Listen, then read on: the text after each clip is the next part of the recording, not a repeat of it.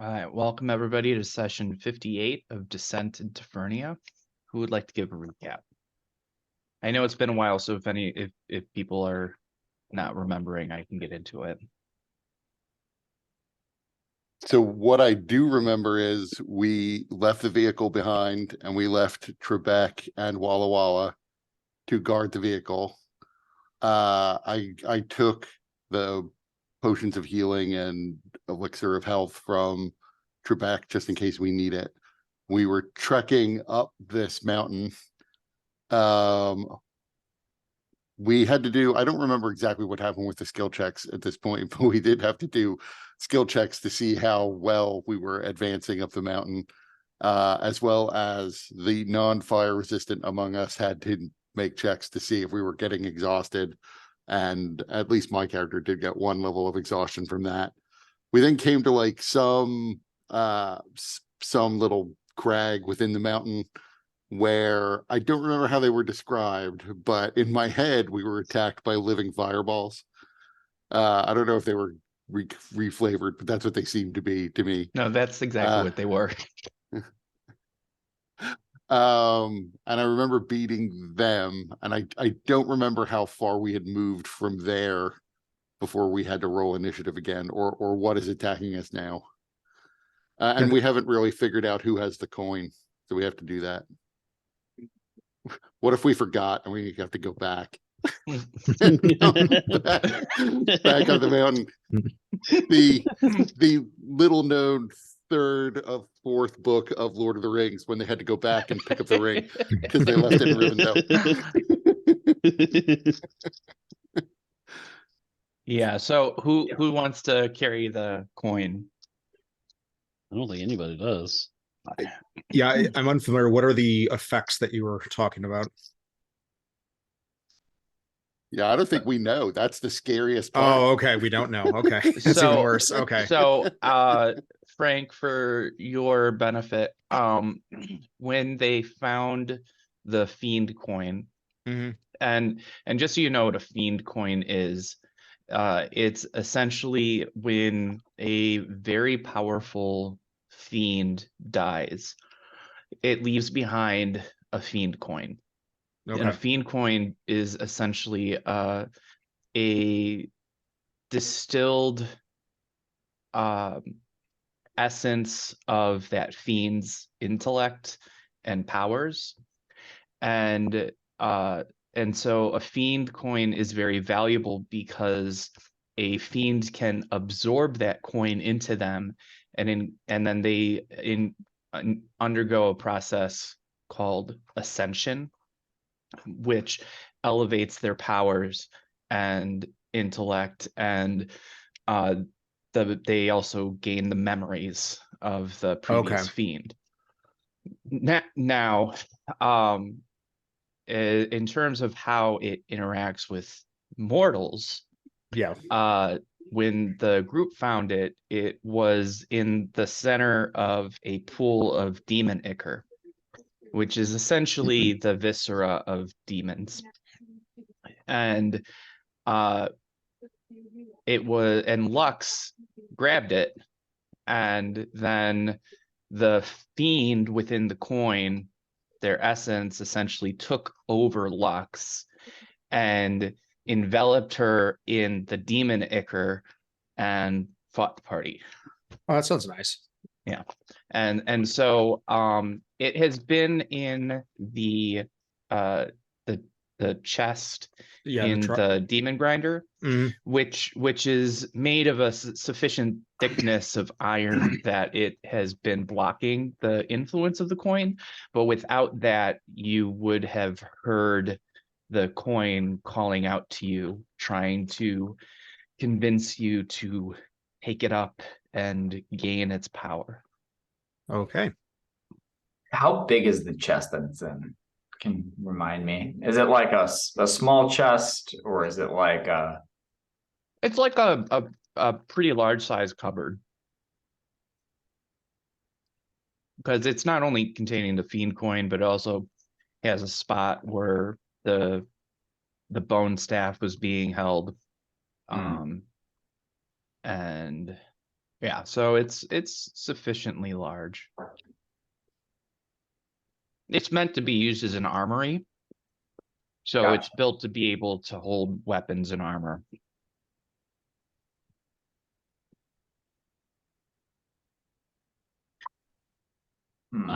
I mean, I feel like those who have the best will saves or wisdom saves in this edition. Shane, we used to have that ring box that the not one ring was in. The problem with that, the fiend coin is about a foot in diameter. Oh yeah, okay. It's a very large coin. No longer a coin at this point. It depends on how big you are.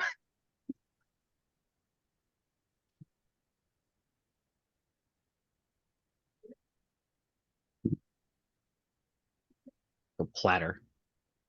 It's the fiend platter. Mm-hmm. I mean, could we put it in the bag of holding? Did we have a bag of holding?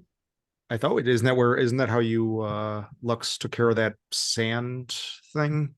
Yep. Is it that sand thing still in there? Maybe. We give it to the sand thing.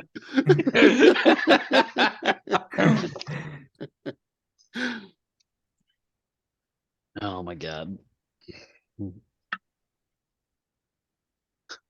Without the way to carry this coin up to the top, it will be very difficult to transport it. I mean, maybe we, while we were flying, we like dumped it out of the back. That's just the sand part of it. Do you want to have done that, Lux? I don't know what else is in there. If we could just You take put that the part coin out. in the bag of holding. Well, Tony is saying ditch the sand creature that you were able to suck into the bag of holding.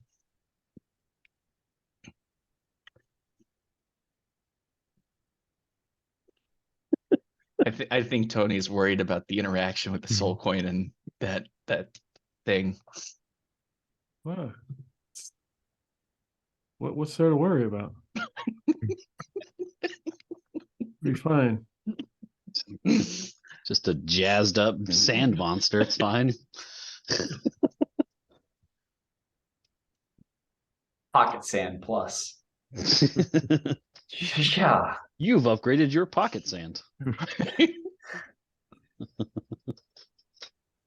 Vegnog is not going to. If there were a way that we could come up with, if we could devise a way to carry it carry it safely, Vegnog would offer to. But he's not gonna willingly throw himself into line for possession. The branded one also calls not it. Dragging it behind us like on a rope. Yeah, I mean, I have a rope. That's about that's the extent of what I have. My understanding though is it kind of calls out to people. Yeah. So it might not matter. Just if you're holding it, it's worse. I think that's the idea. Maybe we can Captain Planet this shit and just by our powers combined, we all hold it. Now, I might be wrong. Is this like a solid disc? I'm assuming, or is there like a hole punched in it at all, or is it okay? Solid disc. Okay.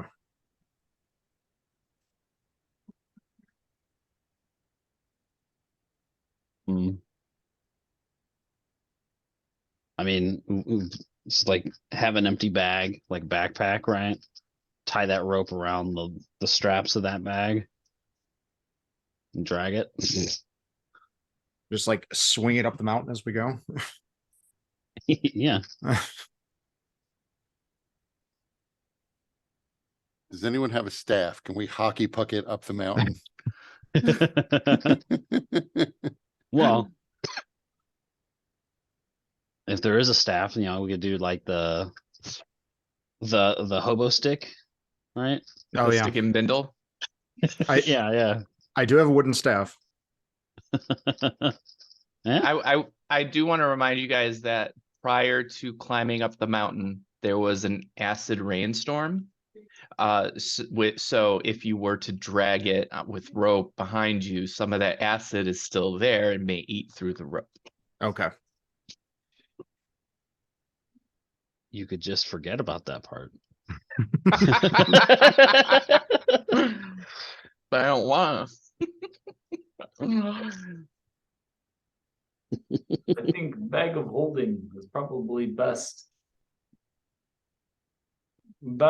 way to transport this thing without it. I mean, somebody has the I forget what it was called, but we used to have like a demon catcher that is essentially just like a adamantium pincers. Like a We're reach gonna be able to climb a mountain with that. Trebek can handle it. Well, Trebek's staying with the vehicle. Oh, damn. And Otherwise, it would just be, hey, Trebek, fly this to the top of the mountain. We'll meet you there. yeah, but unfortunately, you guys sold the devil catcher. Did we? I'm pretty sure you did. Yeah.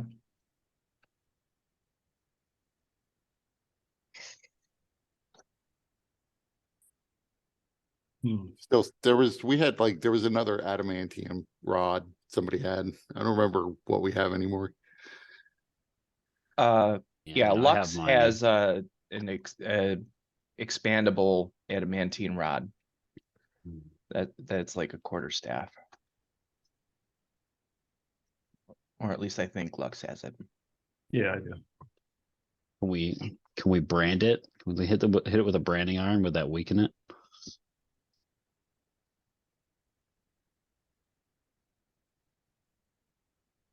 Are you gonna try? I'm gonna posit that to the group who would know more about these things than I would. If it works, and then we attempt to weaken this coin, it could don't you think it would endanger what the ritual we are trying to use it for? I mean, they're only weakened for so long, generally speaking.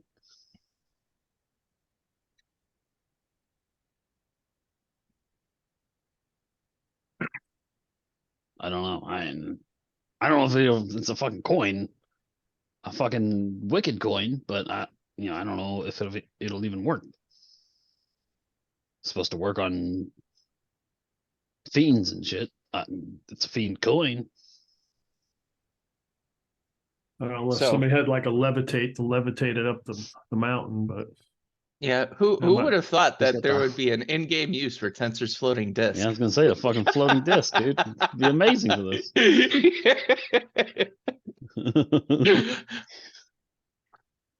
yeah, if there's no obvious answer, then I'd have to yeah, I would not want the sand demon or whatever in there. So we just have to chuck him out at some point.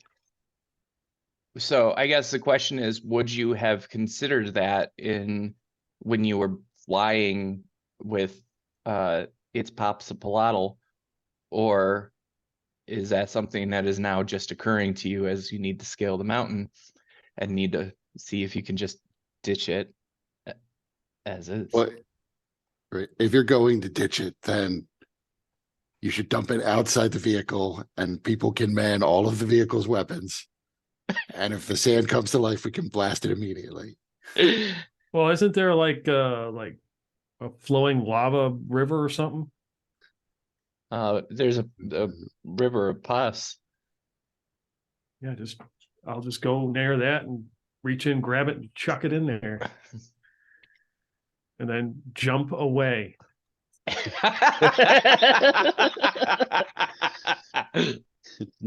Jump to the moon.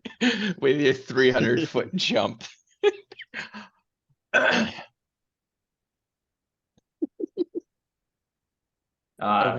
Blade's gonna Blade will ready his pull out a couple daggers and have them kind of, he'll be like fingering them ready to act. Okay. And I So will man the Bahir Fang so that we can shoot lightning at the sand thing and glassify it. okay. I will assume, Lux, you're finding a section of the river that's a bit farther away to maximize your jump. Correct. So you're able to do that. You don't need a check or anything because you have all the time you need to get there. So what is it, as you, how do you imagine your bag of holding works in terms of getting it out? I would guess like I have to think, focus on the item, then reach in and I can grab it. Okay. So you do so, dumping it into the river of pus, and then immediately jump away. Mm-hmm. Okay. So Lux jumps away clear of the thing, and Branded One, from atop the demon grinder, while you're wielding the Bahir Fang, you do see it begin to rise up, and some material begins swirling about the stone. So you go ahead and blast it. I assume you blast it at that point. Yes. Go ahead and describe the outcome. So there's like a stone it's whirling around. Yeah, so it was like the kind of the heart of the creature was like this stone that caused all of the sand to come around it, and that act like was at the core of it when it solidified. So the bolt of lightning rips out from the Bahir Fang, right over top of the stone, hitting a lot of the cloud that's swirling around it. And then little droplets of glass just start falling into the pus river and floating down the side of the mountain. Excellent. So the bag of holding is free of any creatures that the fiend coin may influence, if you so wish to place the fiend coin in. I think that's the only option. Yeah, I'll do that. Okay. I think we should remember that Lux kicked our ass the last time she was possessed. That was yeah. That was Mike playing my character. If I'm playing it, you're fine. You'll be not a problem.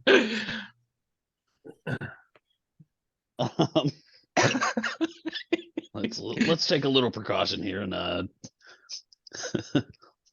moving this object. So do we have the thing, or was that sold? The what thing? The demon catcher thing? The demon catcher you no longer have. You do still have the branding iron. Well, that's not gonna help us move it.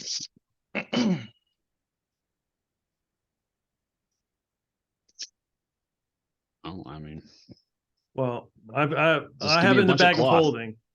I have it in the bag of holding. I can't foresee anything bad happening to me on the way up here, so we should be fine. Right. But we're just talking about how to get it into the bag of holding. Someone now has to grab it. Yeah, I'm guessing it sounds like as you guys were trying to plan that, Lux just went in and did it. I just did it. I've been possessed by it once already. There should be some kind of immunity I have at this point. I mean, couldn't you just like kind of scoop it up with the bag? Like pop open kind of like a dog poop. You just kind of like put your hand through and pull it in. Don't think I picked up dog poop that way. I just like you push your hand through the bag and everything else in the bag comes falling Yeah. out. You try to get the coin. Yeah, I see what you mean.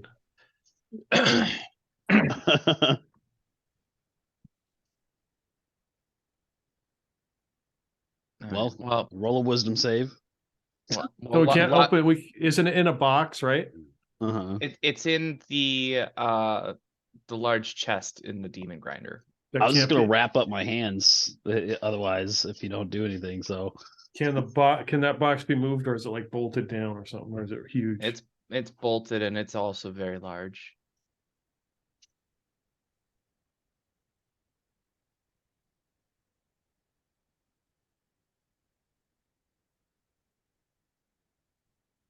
Well, I'm just find a bunch of cloth, wrap up my hands. I don't need dexterity necessarily. I just need to be able to grab it either side of the coin and deposit it into the bag.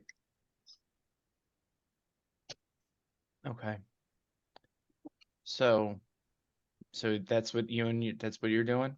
I'll do it. Okay.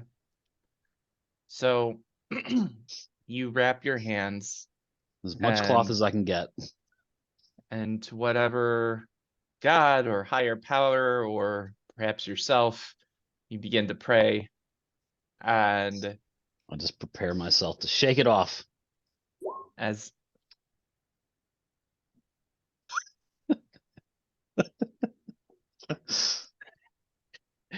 I think I could shake it off for like a second. If I could just quickly. Okay. Well, let's see, because as you grab it, even through the cloth, I mean, the minute that you open the chest containing the coin, all of you begin to feel a presence within your minds. And it is at first a gentle hum, but then it quickly pounds in your head like the bass of an EDM concert, just crying out to you, demanding that you pick up the coin. You kind of give in to that as you go to grab the coin. And the closer that your hands get, you begin to feel the coin's satisfaction and excitement as I'm telling it in my head, like, we're going to timeout, motherfucker. And you're saying that, but it says, yes, touch me. Shut up. The minute that your wrapped hands make contact with the coin, you feel the intensity of the presence within you, and you see the face of the demon, and you realize that as well this thing lived, it actually did look very similar to the ooze of demon ichor that surrounded Lux, and you feel that sliminess begin to crawl throughout your mind, and you feel it as its tendrils of influence try to wrap around your nervous system and into your muscles. Give me a wisdom saving throw. No, charisma saving throw. That's not going to be nearly as good. Well, neither of them are very good.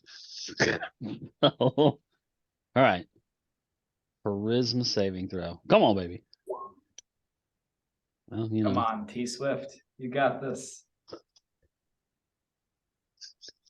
Are you satisfied with the roll? Not really, but we've just started.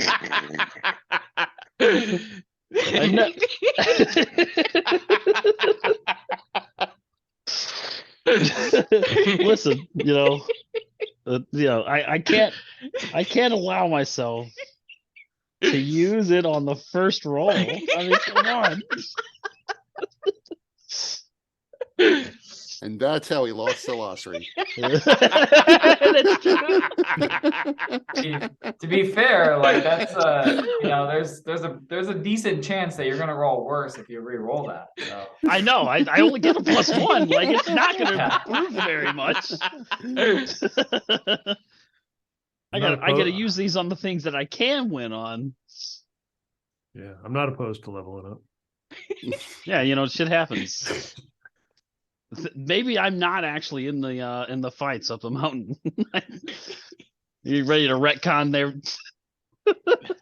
Oh, I already have a plan in mind, so don't you worry. Sure. Sure. I'll just be mangled again. Yeah, I got it.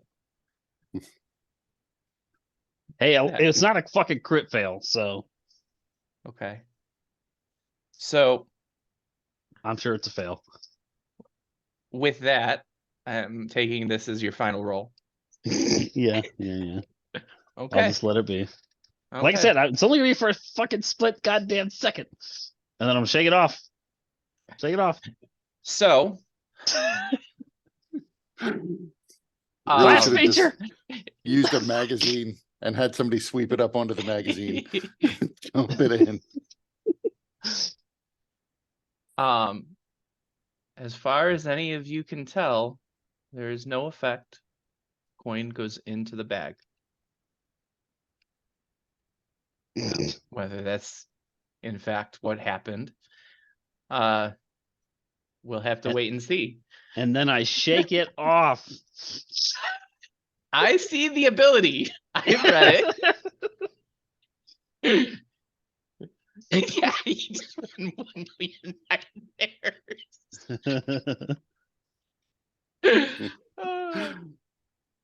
All right, so you guys make your way up the mountain, and as was described, there were several checks that the party made to climb the mountain. Several of them were essentially individuals in the party kind of yelling at everybody to kind of keep up the pace and all of that stuff, which is what resulted in attracting the living fireball. And I did remember at some point there was like some sort of avalanche, and so I had to create a wall of stone around us. Yeah, which was really awesome use of that spell. And so as you guys came up to this point that you're at on the scab, each of you saw something that your heart desired, some item or some person that you couldn't help but run out towards. Many of you failed the check to resist that pull, but Lux, being as fast and agile as she is, clearly was the winner. And as she stepped into the pool of pus, seeing Solomon, her dead son, she was enveloped in another black ooze, this one not quite the same, as it begins burning her skin and in going into her nose, preventing her from breathing. In reaction, the branded one cast polymorph upon Lux, transforming her into a Tyrannosaurus Rex in hopes, in hopes that it would give her the strength that she needs to pull this thing from her skin. And so with that, we enter combat. Also, just to kind of go over some of the additional things that, yes, the branded one does have a level of exhaustion, and you have already gone in the first round of combat. And we are starting, and you also have a level of exhaustion. I have. So first of all, is that accurate? Yeah, I see that. Okay. And then, so Melodia is going to start us off. So Melodia, what do you do? Is there any kind of as like a free action, kind of like do a knowledge check on this ooze ichor to get any kind of information? I would let you do a knowledge check. What kind of check were you thinking? I was thinking nature, but I'm not sure how natural it is. That's the thing.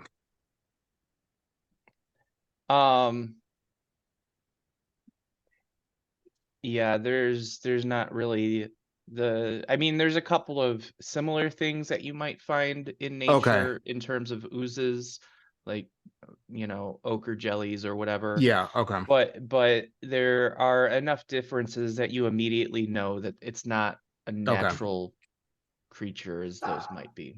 Okay. I am going to move up to right here, and let me ask, now that Lux is engulfed, that's call is gone, right? That the desire to run over there. Yes. So Okay. you guys have freed of the influence of this thing.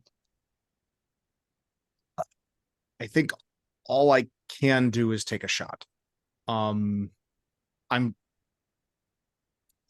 just gonna make a single shot and go from there.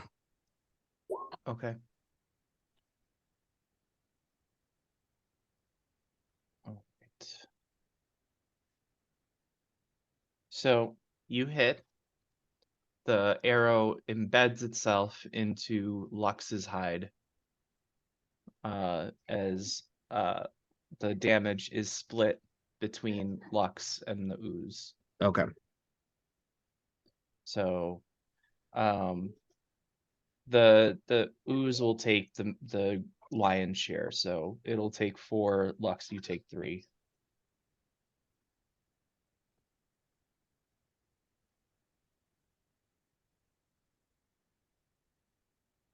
And Pantone is just going to move to my side and just spend his turn there. Okay.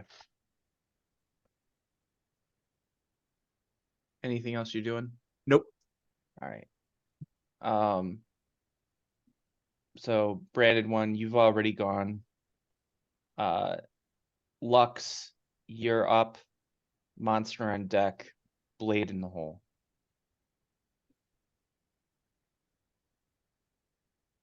Let's see.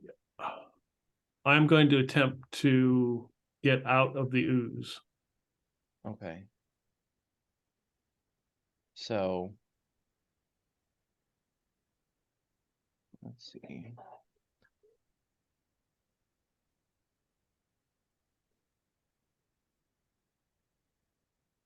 Okay, so first of all, at the start of your turn, you're going to take 2d8 acid damage. So. Oh, also, let me share the screen.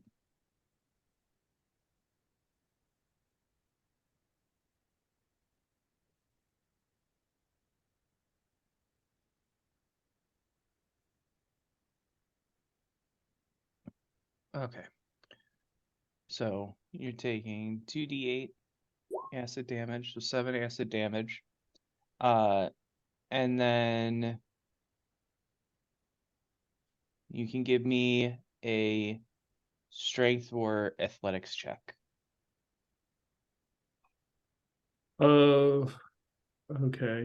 Using the T-Rex stats or my stats? How does that work? T-Rex. T-Rex. You should be able to have access to it.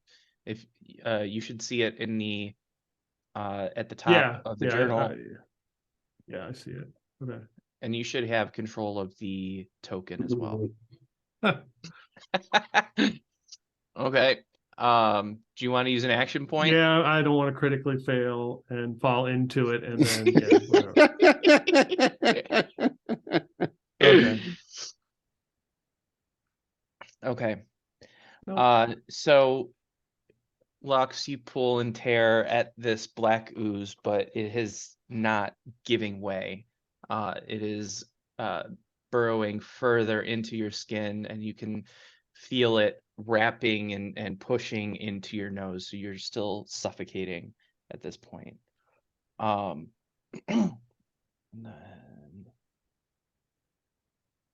And also your speed is also halved at this point. So Okay. anything else that you wanted to do? I guess I will try to hail swipe it and hit So if I can't jump out. The attempt, the strength attempt actually was an action. So Okay. if you want, you can spend an action point to take an additional Nope. action. Or you can Okay. move. I tried to move, I couldn't. But he said it's Your- fine. your- He said your- your speed was halved, so I Yeah, just your misunderstood. speed is here. Let me post the ability again in the chat. So everybody can read it.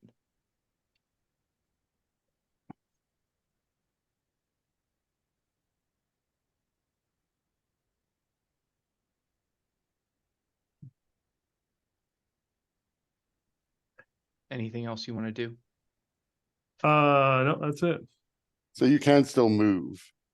It's just your speed is halved, so it's 25 at the moment. Okay, I thought that, all right. I thought that was the first thing I was trying to do, because I was trying to get out of the ooze and then I failed. So I thought that was my movement. No, that was your action, not your move.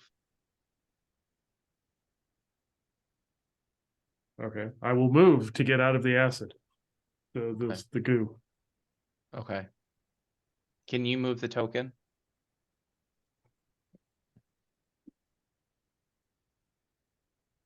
Okay. All right. And so now the creature is up. And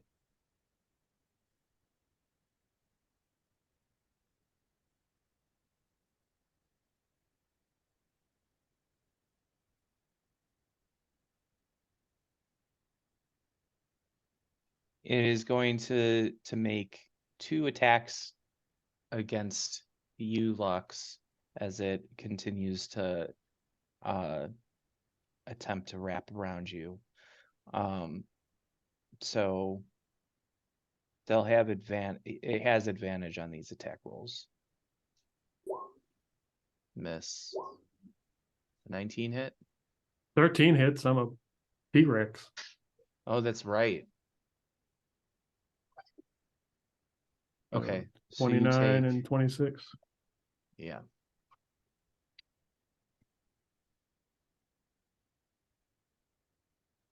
All right.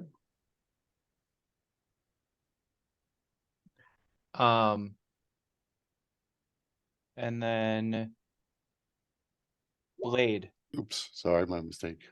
No worries. Blade is up. Ewan on deck. Blade is going to run. Hold on, let me check what the range of thrown daggers are. Do not have that written down. Does I have it on here? Yeah, 180. Oh, I don't have to move. Cool. It's 60 without disadvantage. 60, yeah. So I'm gonna what Blade's gonna do is he pulls out his silver dagger, his silver throwing dagger, and he's going to launch it at attempt to launch it at one of the black ooze patches covering Lux's amphibious body. Okay. So And Lux takes half and the ooze takes half. okay. And yeah, is he able to, like, so is he able to, like, target just the, not, like, narratively, he's gonna target like just the ooze, but it'll sink in but still hit. Mm-hmm. Okay. Yeah, because the ooze is completely enveloping Lux. Gotcha. Even as big as Lux is right now. So that's a 24. For 9 piercing. Do you have extra attack? I rolled it the first time just to see what the range was. Oh, okay. To look at the item. Okay. The item information. Okay. So then instead takes 5 damage, and Lux takes 4.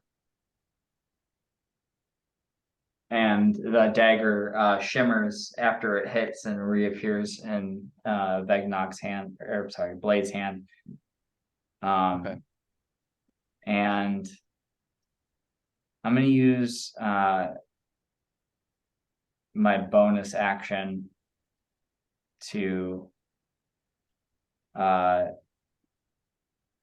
see this creature's moves for insightful fighting. There we go, that one. Okay. So give me an insight check. Yep. Oh yeah. And then some. Roll it again. Oh wow. Okay. That's they're being all used up right at the beginning when it doesn't matter. Roll it one more time.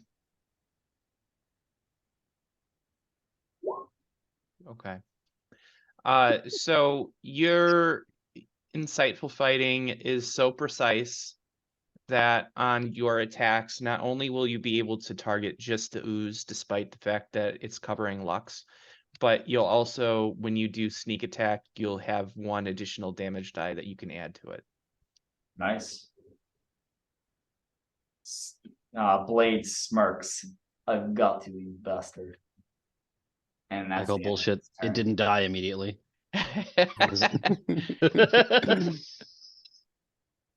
All right, Ewan, you're up. The poor doctor didn't get the same treatment. I don't think I could. I'm gonna end up beating up Lux here if I do this. I don't. You know what? Maybe that's a good thing. Maybe like then she'll revert back and like be able to pop out as the ooze is like this size. And it hasn't had a chance to constrict an owner. Lux, have you been deducting the hit points? Oh, you mean was I supposed to be doing it? Yes, I have. Yeah. Because are you doing it from the T-Rex or from Lux? I'm doing it stubby pencil style. Oh, okay. Old school. Okay. So yeah, so Ewan, what are you doing?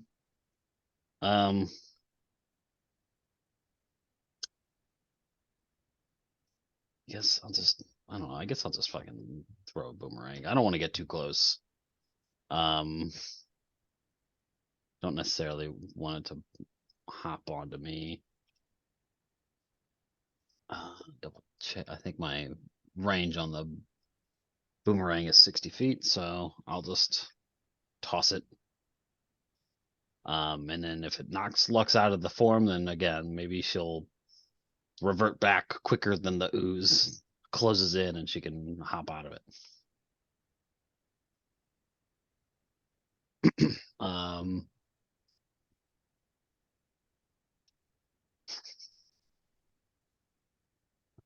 There's a hit. Okay.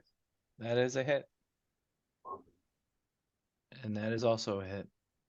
So half the damage is taken by Lux, half by this thing. So that's 19. So 15 go, or 9 goes, no. 10 goes to the thing, 9 goes to Lux. And then for the second one, 16. So 8 and 8.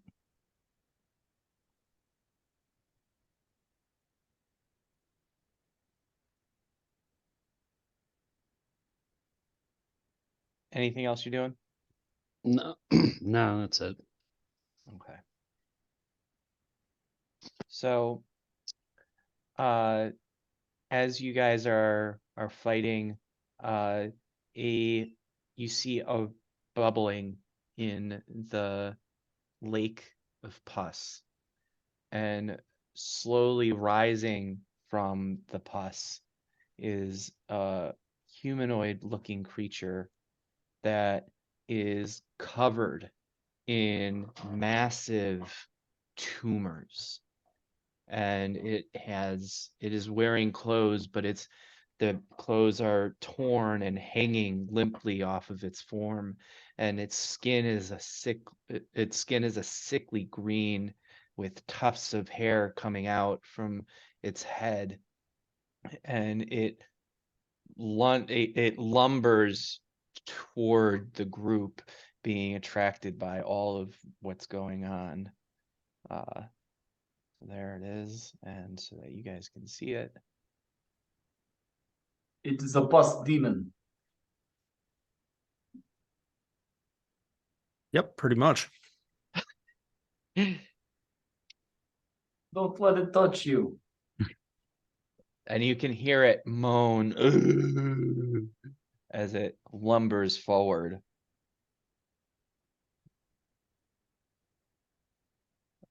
Just sounds like a zombie.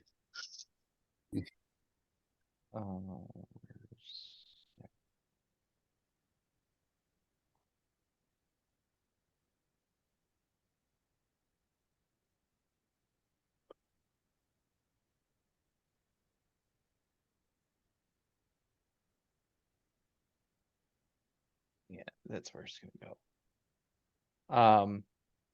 And then it just kind of sits there in wait. And then let's give it initiative for this round.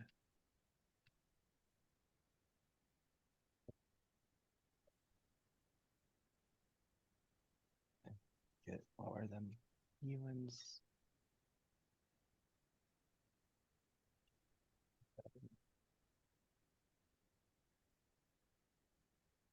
All right. So now we're back to the top of the round. Melodia is up, Branded one on deck, Lux in the hole. Quick question. Is the pus, or at least all the pus that we've seen so far, is it actually like temperature hot too? Or is it just Have you attempted to? No, I haven't. I'm just more I'm sure we've been close enough to at least get a sense. It's hard to notice a temperature gradient when Yeah. it's so hot already. Okay. I mean, you Okay. guys are in like 140-degree weather right now. Okay. It's not shimmering. Everything is shimmering. So I mean, suffice to say, it's probably fucking hot because it's, matching temperature, most likely. So Yeah. at least 140. Got it. Yeah. Right. Okay.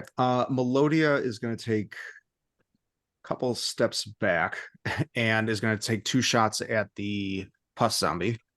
Okay. Oops. And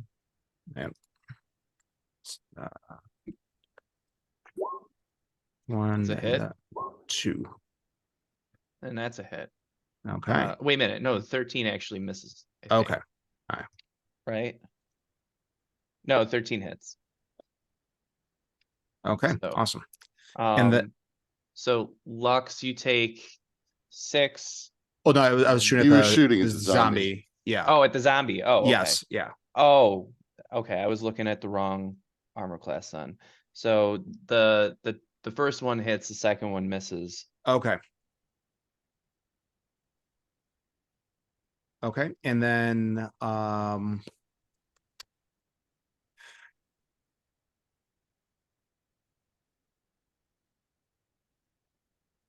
yeah, Melodia is going to tell Pantone that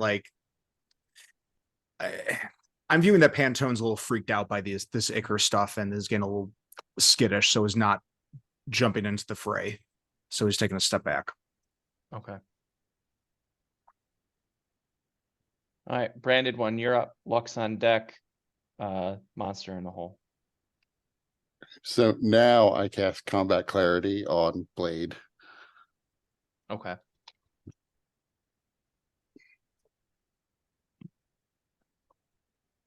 Basically, you have advantage, and then I can automatically turn one of your hits, if you successfully hit, into a crit. Nice. That crit will end the spell though, just as a reminder. Yeah. So All right, so that's your action. Anything else you're doing? I guess I will back up. So I don't want to cluster for when this zombie inevitably throws pus at us. Okay. Lux, you're up. Monster on deck, Bagnog in the hole. Also, you take the 2d8 acid damage. Take 9 acid damage. All right. If I move, does this thing get an attack of opportunity? I would assume, yeah. Which thing? This guy? The pus guy, yeah. Potentially, yeah. Okay.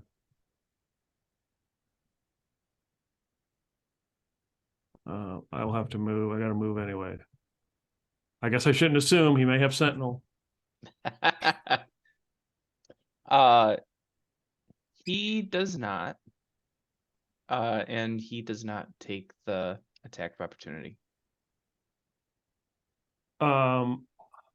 Is there any way I could try to bite at this ooze that's all around me, or? You can, but any damage you deal to it, you take half of it. Or you can use your action to try and escape again. And that would be what, a strength check? Yeah, or athletics, strength or athletics. Okay. Wow. Really? Okay. All right, so you are still suffocating. Okay. And the thing is going to continue. And just to be Oh. clear, the rule on suffocation is that did we decide that Lux was like holding her breath, or is she just suffocating? Because if you're holding your breath, you have like 30 seconds to a minute or a little bit more. But if you're suffocating, then you've got a number of rounds equal to your Constitution modifier. What is your Constitution modifier, Lux? Well, As as a T-Rex. Plus 4. This is T-Rex. that is actually why I turned her into a T-Rex, was for the con, not actually for the thing. So you know what? Because it was such a shocking thing, I will give Lux a Constitution save as Lux to attempt to be able to hold her breath. So I'm making a con save. Mm-hmm. Yeah, using Lux's stats. 18. Okay. I'm gonna say that yes, you're able to hold your breath. Okay. So then you can hold your breath for 1 minute plus your con modifier, a minimum of 30 seconds. Okay. All right. So anything else you want to do, Lux? Nope. Okay. So the thing is going to continue to attack you. Okay. Oof. All right. Well, I've transformed after on the second attack. I'm out of that form. Wait a minute. You've already taken. I've already taken 136? Yes, I have. Wow. Okay. So yeah. So you. I forget. Does polymorph? Does the overage go into Lux's hit points? I think so. Yeah, I think so. But I will look. Okay, So max damage for this thing is 12 plus 18. So 30. Double max is 60. And then also percentile. Excess damage carries over. Oof. 94. All right, let's see. Charts. Critical hit. 94. So you actually take triple max damage. So you take 90. That's Okay, so is it point? Is it point by, or are we doing 360 on the line? Well, you're reduced to 0 hit points and then it stops. But you're in So- vitality. So with that attack, not only did it bring you out of T-Rex form, but it also knocked all of your hit points out. Okay, 90? so Yes. so let's see. The first attack would put me. I had 17 hit points left as T-Rex. The second attack was what you said, 90. Yeah. So that would make it 73. Yeah, that would put me to 0. And then the next attack is 28. Okay. Oh no, I'm still up. I got 22 hit points left. Wait, you only got 2 attacks. The third one Oh. was the confirmation.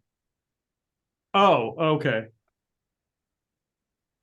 So, yeah, that's right. So wait, this may be important. So were you knocked back to Lux after the first attack? Yeah. Okay, so then the second attack would apply to Lux's AC, not the Right. It's still T-Rex's. hit. Okay. Well, I mean, I know the crit still hit, but your AC is 18. What's your AC? Yeah. Okay, so yeah, it's still. I tried. So I got Yeah. So which square do you want Lux to occupy within the T-Rex? right there. Like- It's fine. No, that's okay. Okay.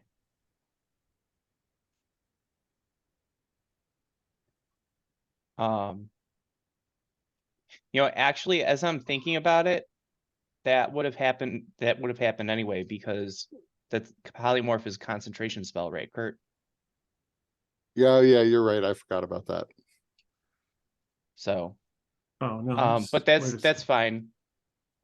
We forgot, so I'm not gonna penalize you for that. No, let me go. I may have added machine. Okay.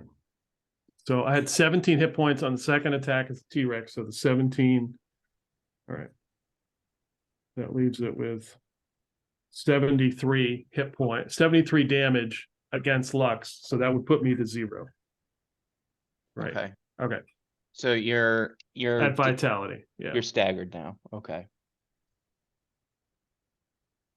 And you're still enveloped in the ooze. And I And have a now level what of is exhaustion, what is your con modifier? +3. Okay. Yeah, you take 1 level of exhaustion. Okay. Vegnog, you're up. You went on deck. Pus demon in the hole. So Lux is still covered in this pus, Mm-hmm. and Vegnog pulls out. He trades his. He pulls out his keen dagger and dual wields a keen dagger and his metamorphic dagger, and runs up to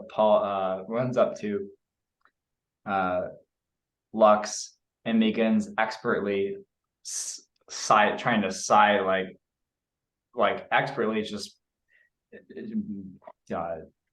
trying to cut this away and stab it away. Like surgically trying to remove it. Yeah, attacking it, but like Right. very precise blows. Yes. All right, go ahead and roll. Remember, you have advantage because of combat clarity. Good thing. All right, so that's a hit. That's also a hit. I was gonna use offhand, like because I have one in each hand. It's like Can you, offhands of, is it, the rules like, Oh, wait. Is an So- offhand bonus, as like, can I use an offhand attack as a bonus action? With some penalty? Okay, so 1 second, let me bring. up You those just don't get rules. the dex bonus to the. Well, I have a different way of doing it, of Mm. course. Right. Let's see, where's my? I haven't tried dual wielding these daggers, but it makes sense. It's also just your dual sneak wield attack fists. damage. And Uh, sneak attack. With an extra dice. Yeah. where's my 2-weapon fighting? Okay, I think actually it's the same. So yeah, you'd be able, so the second attack you can do as a bonus action. You just don't add your dexterity modifier to the damage. Okay, so that would be a 13 then. Okay. Is your sneak attack oh, and you got the Yeah, the additional one in 14 there. addition, So 14 sneak attack damage. 14, 21. Wait, 2. So 14, 16 plus 8. So 24 damage.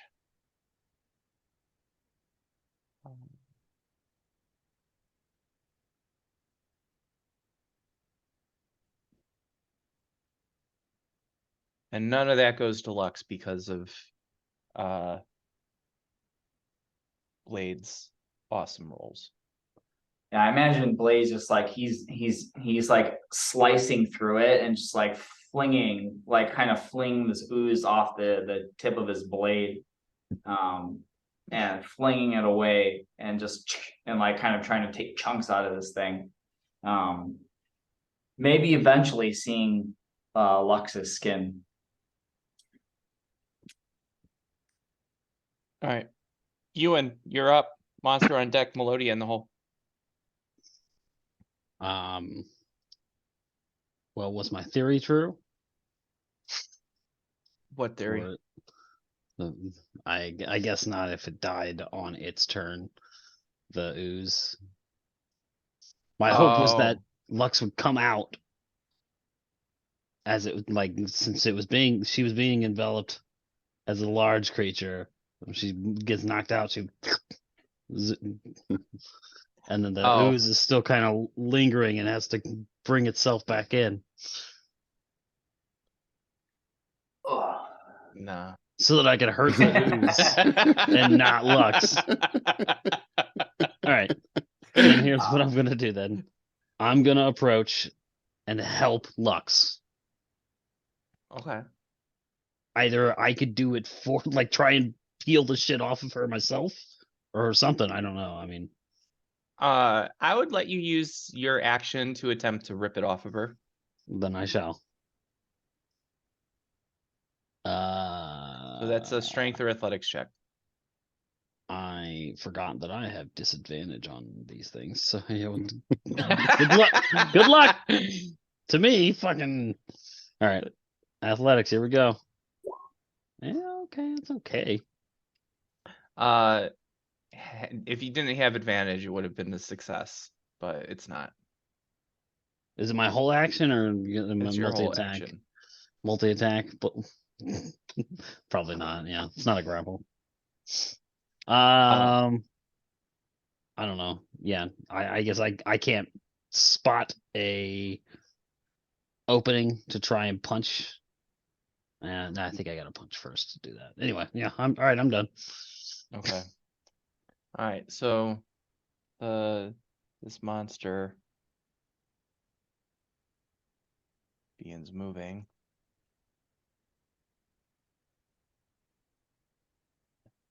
Right up next to you guys, and just sits there. Maybe it's friendly. He's a close talker.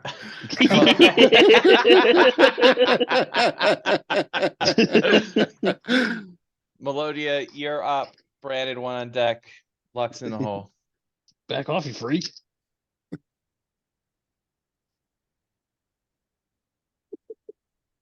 I am.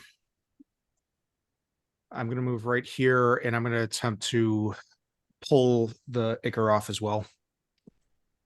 Okay. Did you say it was athletics? Yeah, athletics or strength. Ugh. It's a fail. Okay. I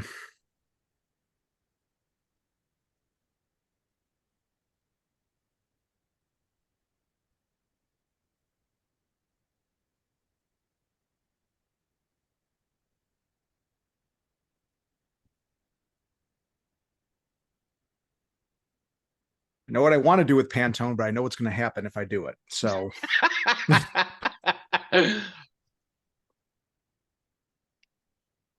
You mean what's going to happen is Mike takes everything you love away from you? I mean that bus zombie is going to explode and kill all of us.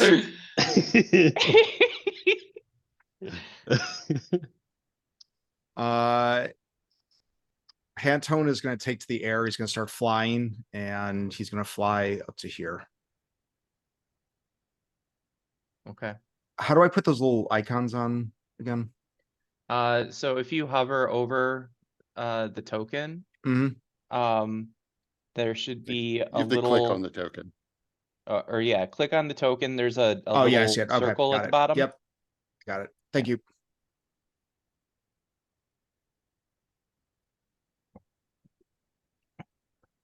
All right. Anything else you're doing, Melodia or Pantone? Nope, I am good. All right. Branded one. You're up. Lux on deck. Monster in hole. So I'm using a bonus action to create a new 4th level spell slot, spending sorcery points in case I need it. And then let me see.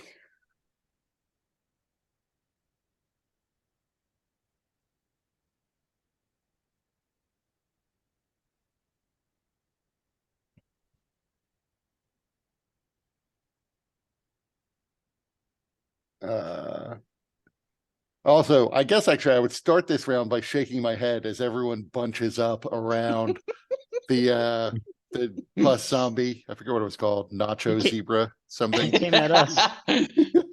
He came at us. But my intuition is the same as Frank's. That is this going to explode?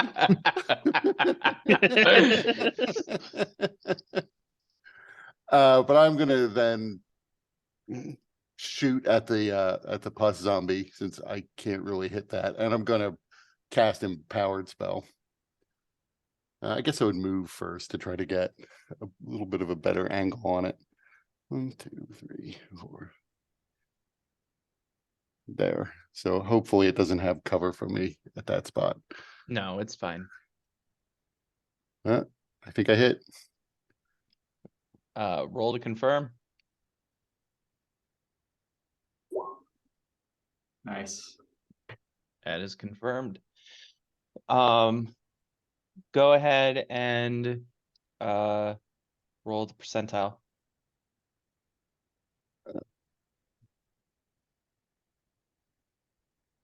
I also have to add 2d10 to it. All right, 32. So target is pushed back 10 feet, then knocked prone and disarmed. That's pretty good. This movement provokes attacks of opportunity. So it is going to be knocked back here. Anybody that likes can get that attack of opportunity in. And how much damage do you do with double max? And you also double max the extra damage as well.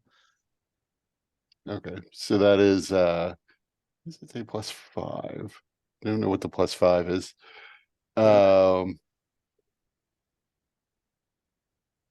36 damage total. Okay. Oh, I'm sorry, 64 damage or 72 damage doubled. 36 would be what I would have gotten if I just maxed the damage. Okay. So fortunately that's enough to kill it because it is vulnerable to radiant damage. So go ahead and describe how you destroy it.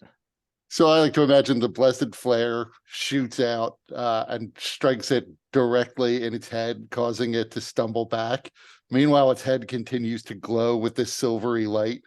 Then its head just explodes as its body is enveloped in this silver flame. And it smokes on the ground.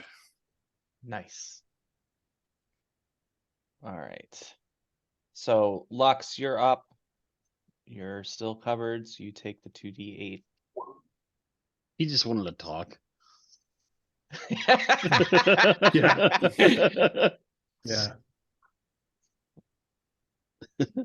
He was communicating it to us. We just couldn't understand him. Yep. Okay. Let's see. Guess I'll make an acrobatics check to try to get out. Athletics or strength. Okay. And it is an action to do that. All right. I can't really attack it. Athletics check. Okay, yeah, that's not happening. Okay.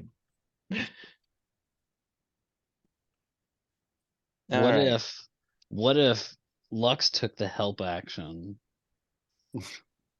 to help us free her?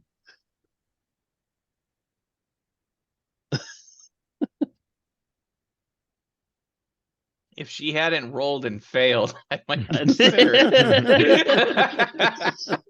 Well, she was gonna roll and fail. That was inevitable. True. That's very true. We knew that was happening. Anything else you want to do, Lux? Use an action point. Yeah, I will remind you that when you can use action points to heal yourself instantaneously. Does that heal suffocation? Does that so that would just put me what to max vitality or 1 HP? I will bring it up. So those rules, action points. So you can heal up to half your spend up to half your hit dice and heal the same amount. Half my current hit dice or total? Half your total. But if you don't have the hit dice, you can't spend them.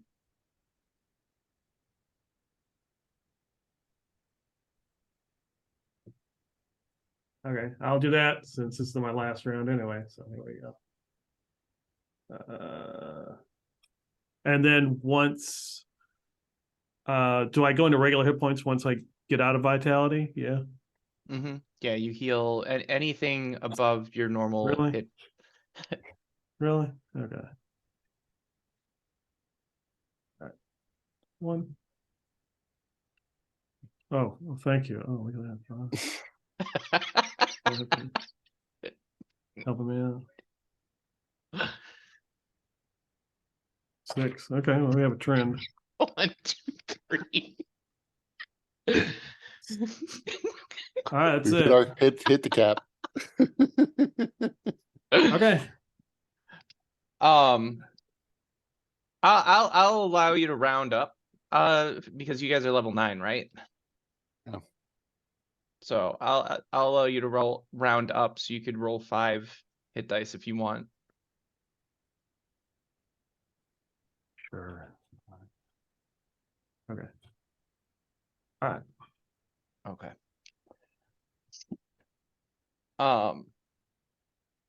So now, and what does it look like as you heal? Is there any physical? Nobody can see anything. I'm covered in ichor. That's true. No idea. She's gonna look pristine, like just as good as she went in there. So the ooze doesn't like that you guys are helping its victim escape. It doesn't like that all of you are pulling at it. So it's going to begin swiping at you with its pseudopods. So this first attack is against Ewan. Sure.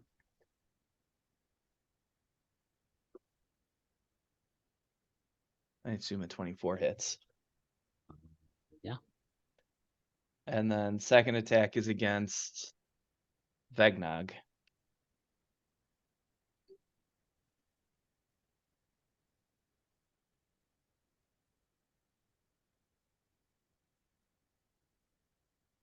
And that's its turn. Vegnog, you're up. Ewan on deck.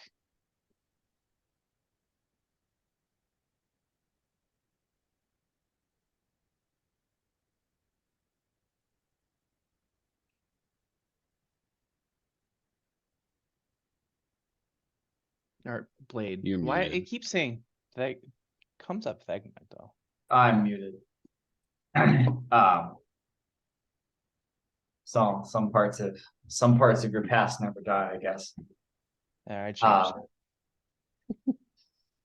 After getting bludgeoned by this tentacle thing, he's looking. The blade is looking kind of beat up. Blade is looking beat up, and he retaliates. Again, reaching out with the keen, the metamorphic and the keen dagger for a 1-2 combo. And you have advantage, so the second one's a potential crit. Mm-hmm. Yeah. So the second one was without the dex bonus, so that'd be a 23.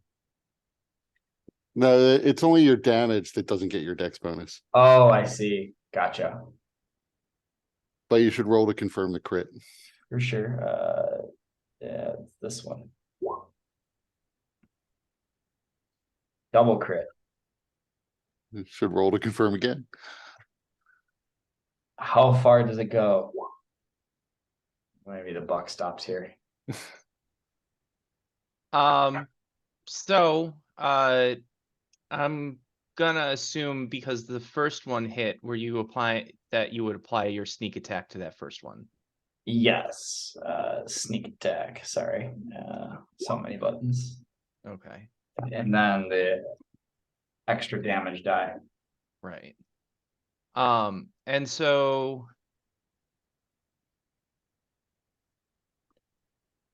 I think double crit success though.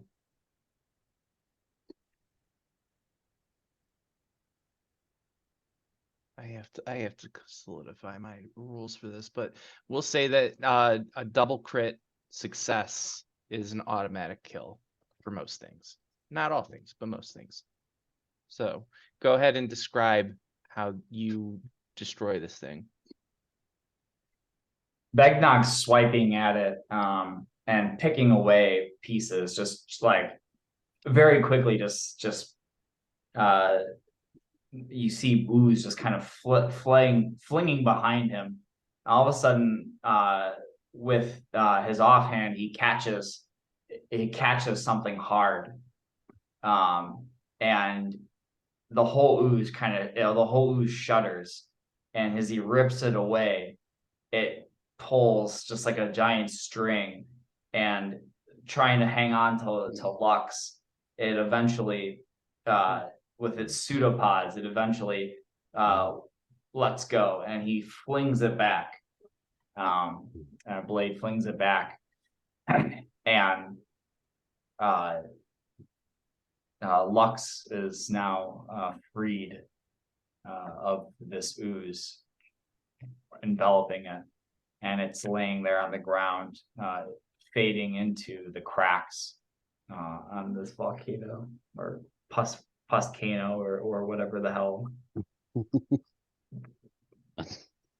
The way you described it at the beginning, I was just imagining you as like Edward Scissorhands.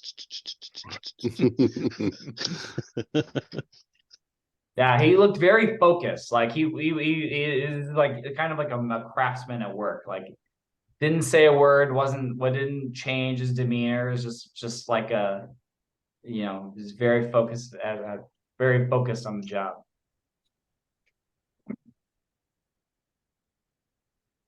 Looks Right. good as new. Well, almost. Yeah, Lux lets out a and then collapses to the ground.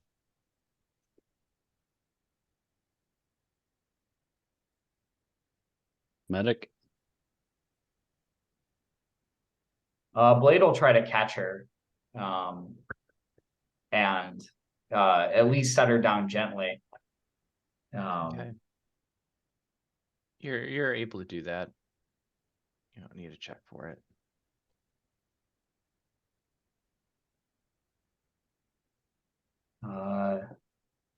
Blade does have a potion of greater healing, so he would reach into his pouch and pull it out and be like and kind of look around.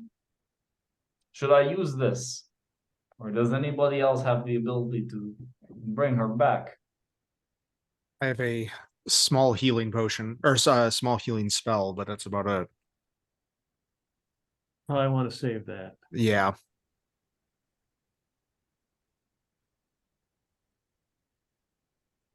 I also pull out from my always pack have 2 small potions, but yeah. I have Ah. 2 greater healing potions and can cast some spells, although we may need the magic later on. So perhaps we Yes. should spend the potions. Now, did Lux collapse narratively, or is she like actually at 0 hit points? But narratively, she is not at 0 hit points. Okay. She had to hold her breath the whole time. But technically it was 24 seconds. It was very difficult.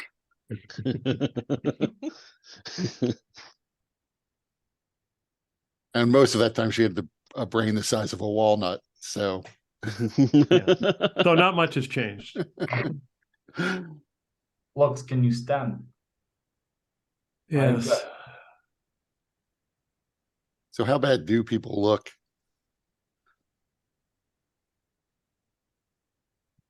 I'm Uh, thinking about taking my own potion at the moment.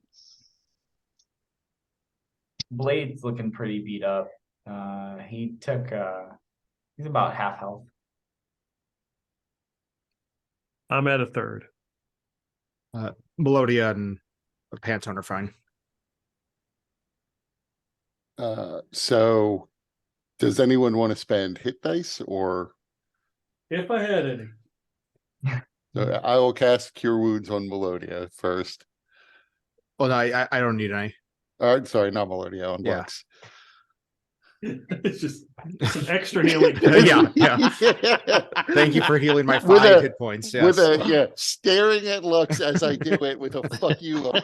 I uselessly cast Cure Wounds on Melodia.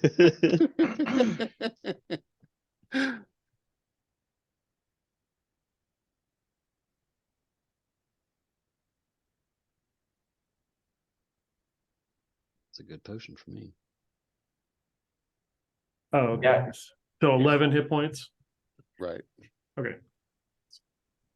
And then we're going I would give you one of the 2 potions of greater healing I have. Okay. say if we're going to rest here long enough to do a short rest, then Blade would. I don't. I would not want to rest, take a short rest. We only get 2 a day to begin with. Like I can, if people want to just heal, I can cast Close Wounds so you can spend hit dice to heal up a bit. But you know, I would rather do that and spend some resources to heal up than use a short rest now so that we have it for later. Right. And we have to fight you when he turns on us.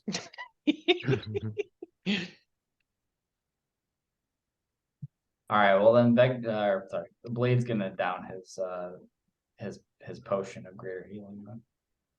Don't worry, I'm exhausted. Let's see if I click Yeah, it. so we just have to grapple you then. That's except that I'm exhausted too. And Lux only has an 8 strength apparently. And is So also I'm gonna- exhausted. 7. So I'm gonna cast a second level Cure Wounds on Lux. So you get another 14 back. 14. Oh, nice. Okay. How did you set up the potion of greater healing to be an item and do the roll? I just put it in the list of attacks and shit. Ah, that makes sense. I'll just roll it. Yeah, if it has a roll involved, I just fucking put it in there.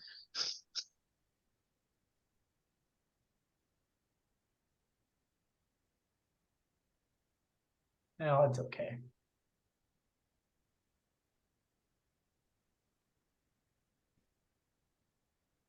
So how is Lux looking now?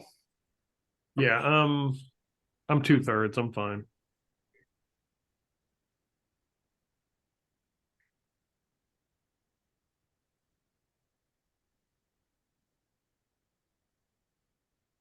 Is there anything else you guys are doing?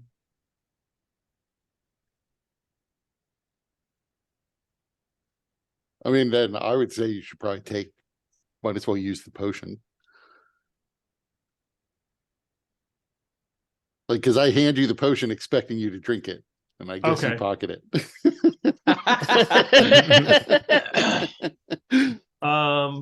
Okay. So what's the 40. 44 plus 4? Okay. Yeah. You gotta hand it over. No thanks, I don't drink.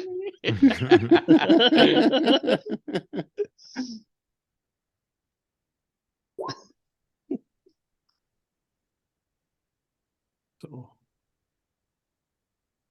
14 more. Okay. I'm almost. All right.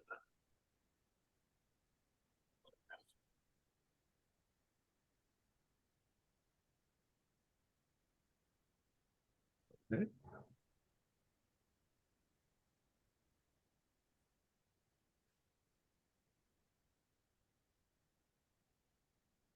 All right. Are you guys continuing forward up the mountain? Yep. All right. So you begin once more ascending. And actually it's not too far. And everybody give me a either perception or survival check.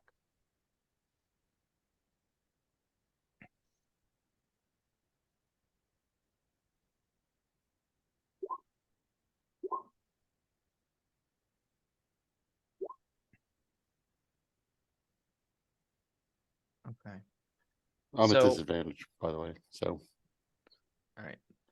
So Blade, you notice that there is a spot that you see there's a hole in the ground, and it's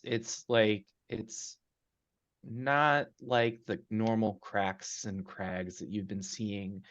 You go to and you look to investigate, and you can see that it's complete blackness in there, but you can kind of feel like air currents moving as if there's air flowing in and out, almost like a breathing. You get the sense, kind of feeling around, that if you guys started to like chisel or hammer into it, you might be able to enter the scab through this space.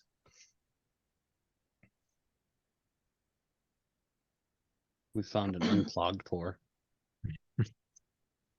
This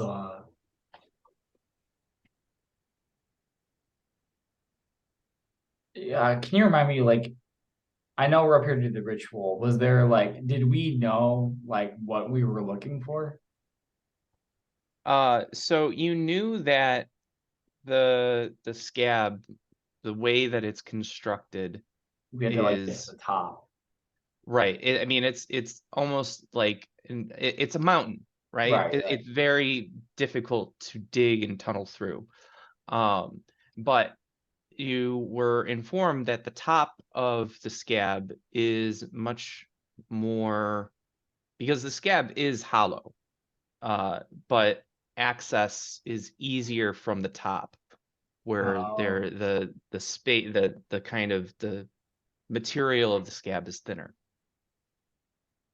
Gotcha. I found, look, it is an entrance in. This is our. I can scout ahead to see if this is suitable.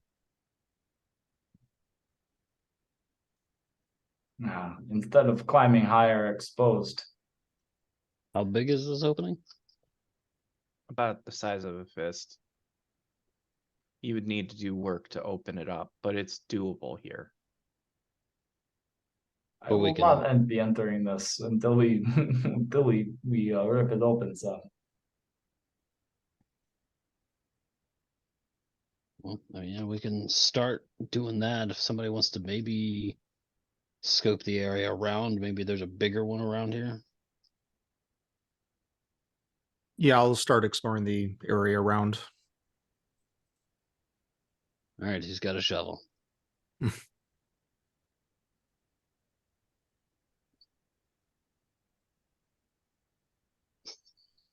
is this area where this hole is it like out in the open? Or is it okay? Somebody should also keep watch just in case we have more unexpected company. I'm a little, Maybe we be quiet this time. little disappointed Dungeoneer's pack doesn't come with a shovel. I got a crowbar. No shovel. Got a hammer.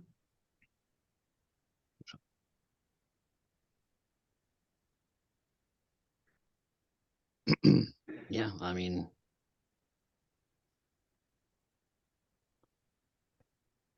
So Yeah, I'm wasted as a lookout, so I will begin trying to widen the hole. Blade is also wasted as a hole widener because he has not a single thing that would be helpful. So he would more than happily step away and keep watch. you mean Inspector Gadget doesn't have a shovel in there? So all things that are sharp and not shovel shaped. he traded the shovel for the love handles. I mean, what is the material around this hole made of? Is it like dirt, or is it more like flesh, kinda. or like It's like yeah, actual scab material, clotted blood? It is actual scab material. Yeah. Pleasant. So then I have a dagger. I will begin breaking up the scab and pulling it away. All right. So Melodia, as you begin circling around the area, kind of exploring, seeing what there is. And I was going to stay relative, pretty damn close. I mean, just That's fine. Yeah, I'm not going too far away. No, I imagine you're staying at least within eyesight. Yes, yeah. But still, as you're going around, you do notice that there are several places where you before you would fall in, you're sensing and hearing the cracks underneath your feet. Mhm. You get the sense that if you're not very careful, you might actually fall through into the scab. Okay, so like very, very thin. Okay. Mhm. Okay, I make it back to the group digging in the scab tunnel and just let them know, watch out for potentially very thin walls. So just keep in mind when what you're stabbing and what you're pulling out, because you don't want to get trapped in here with a pus tsunami. And then I guess I think I'm just gonna stay sort of hang out with Blade and just sort of keep eye, just keeping watch at the cave entrance, because there's not a ton I can do in there.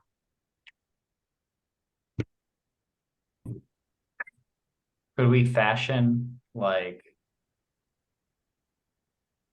I guess there wouldn't be anything to tie it to. I was thinking if we could like try to like stick some things in the ground and like try to fashion like anchors or something. So like if people did happen to fall, that they'd be caught. But Yeah, how deep is this cave? Is it like just a couple feet in, or is this going in pretty deep?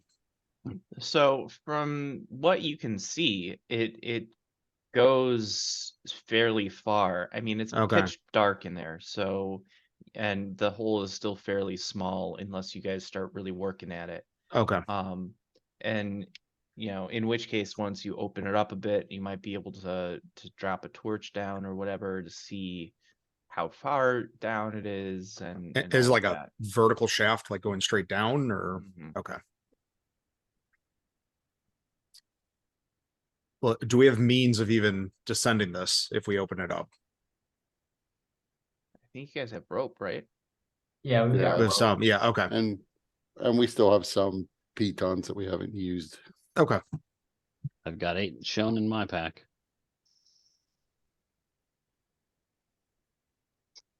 All right. So you guys, so who's doing the digging? I am. I'm probably also digging Okay. either side, right? So between the two of you, within about 10 minutes, you've opened up a hole big enough that at least one of you can fit comfortably into it. It is pitch black down there, but you are able to see a floor or a platform directly below, within the light. You'd guess it's probably not more than maybe 15 feet.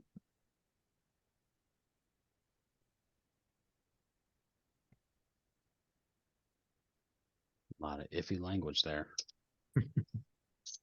I mean, You drop could some throw a light down torch. there? Yeah. or we just drop Lux down there. She can slow fall and has dark vision. And can jump out again if need be. Jump right back up. This is how Lux got stuck on a rock out in the middle of a lake at one point. I volunteered her to jump out there. I mean, I can send Pantone down. He can fly, dark vision. Yeah, let's stop risking ourselves. Yeah, how come we don't have any retainers? Let's risk if the we- fucking Right, The from now meal on, we plan. should bring Walla Walla so we can lower Walla Walla into these things tied to a rope.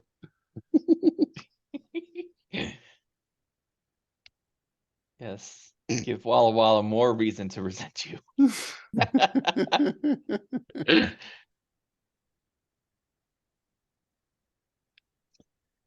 All right, so you want to send Pantone down? Pantone seems like the best idea. Yeah.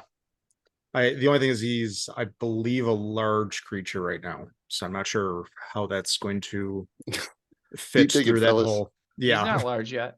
Oh, he isn't. Oh, he's Pantone should be so, medium. yeah. Okay, I mean, once Pantone becomes large, then That's you right, can okay, yeah. ride him. yeah. No, he is not that big yet. Yeah. Okay. All right, so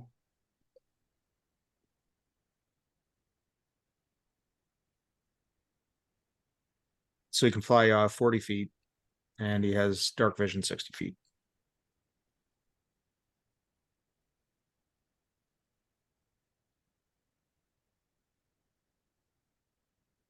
all right. So Frank, you should be able to see what Pantone sees on the roll 20. Not yet. Oh wait, there we go. Okay.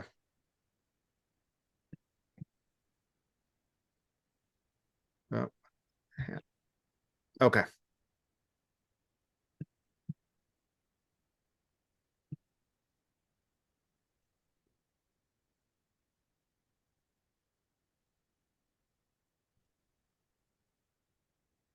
So I guess before I send Pantone down, I tell him that I basically just tell him that like just check it out, spend a brief moment, and then come back up and relay what you find to me. So do you want to send Pantone forward at all? Trying to get a lay of the land of this.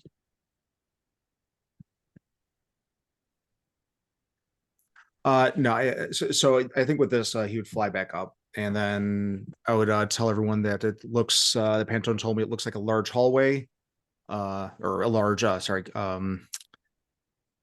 cave, chasm, going straight for a while, but couldn't see much. But it does seem like solid ground. So, and how far down was that? About 15 feet. Okay.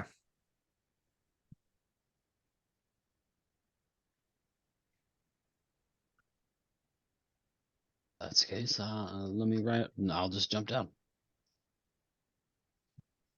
I kind of like lower myself as much as I can before dropping down. Okay. Give me an athletics check. Fucking killing me. Not a hard check, but It doesn't matter. See, I told you it doesn't matter. all right. So you do take the falling damage and you land on your face. So you'll take 6 damage, or is it D6?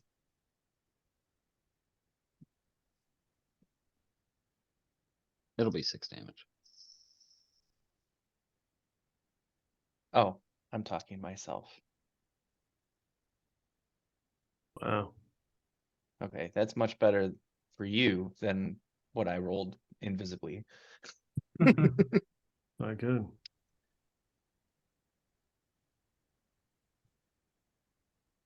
All right, Oh, so wait. I'll put your token in here so you can. Is Pantone still in there, or did you? Well, come I mean, back? he came back up to tell me, but he's gonna head down, and I'm gonna head down as well. Okay. Somebody send a light down. Can't see shit down here. And then Melodia. And then Melodia, give me an athletics check, Okay. unless you're using a rope or something. Yeah, I'm gonna use a rope to come down. Okay. So you're taking a couple minutes to Yeah. find a place that you can tie the rope off to, and Yeah. then lower yourself. Okay.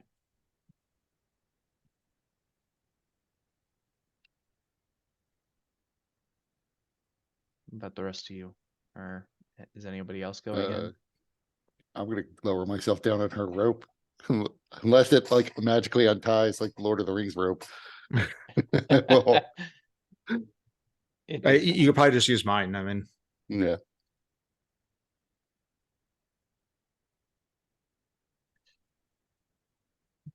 It is pitch black, so does somebody have a light source? Give me a light. I'll cast light on my shield. Don't you have your magnificent tubules? Oh, I do forget. I did forget about that actually. I'll light up the luminous tubes.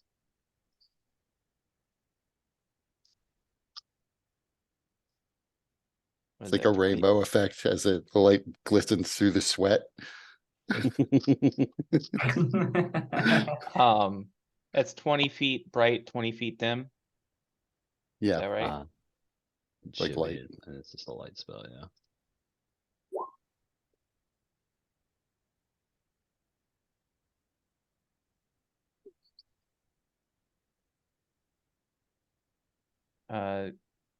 Branded one, do you also want to create a light source? Yeah, on my shield.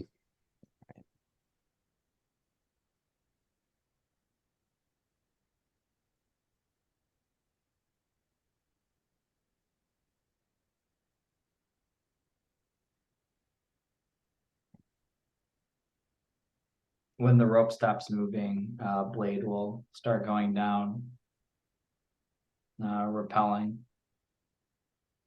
Okay. He does not have any light source. Well, he would probably stay in the dark until he hit the bottom, and then he would like fumble around and attempt to like strike a torch. We're lighting it up. Yeah, but just in case we get separated,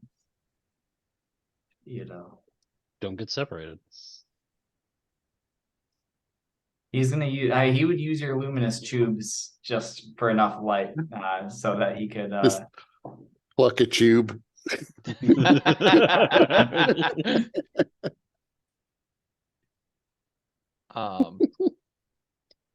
How's the temperature down here? It is not as bad, actually. Surprisingly, it's still hot, but not as hot as it is outside. And that Blade, you're lighting a torch. Yep. All right.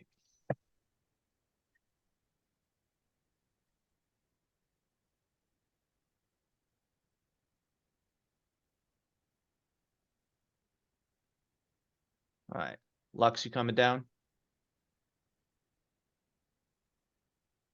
Can I see down there? I take it. I mean, there's several light sources now, so you can see the group. Okay, I will. Should I? Do they want me to leave the rope tied, or should I untie it? I guess leave it tied so we can get out. Probably easier that way. Yeah, leave it tied for now. All right, I will climb down then. Right. So now that you're all down here with the light source, you see that the area is actually quite wet. It looks like there's crimson liquid and it smells like blood all over.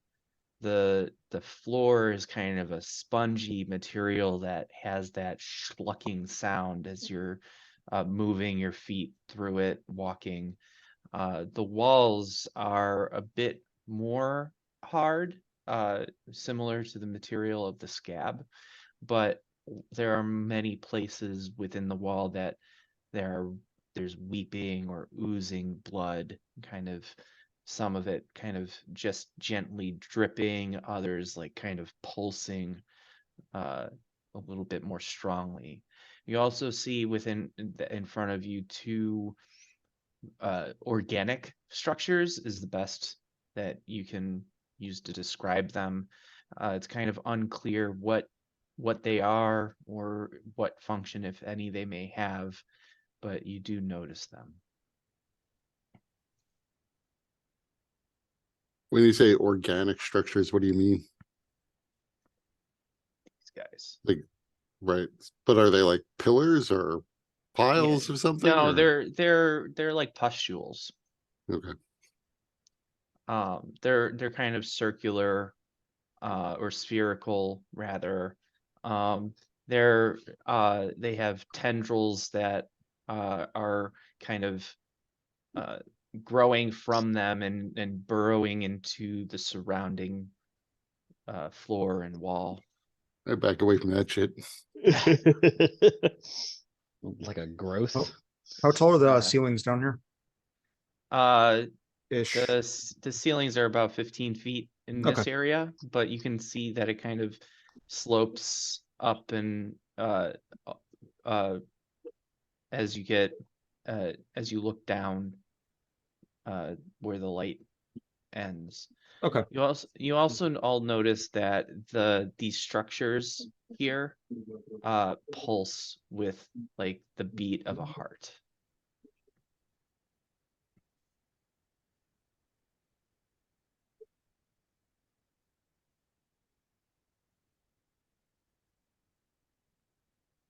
Yeah. Let's avoid those, whatever the hell those are. We're gonna just avoid touching as much as possible. I think Probably for that the would be best. for the best. Yeah.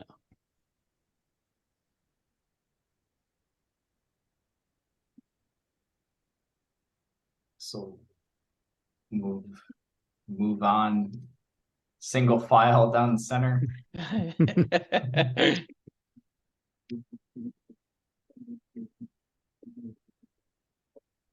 Approaching a capillary. So, as what you see in front of you is a hole in the floor.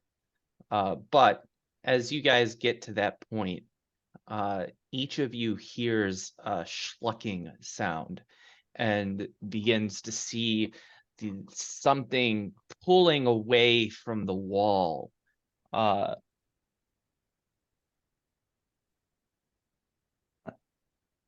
wall down in the hole or up here with us? Oh, okay, cool. Got it.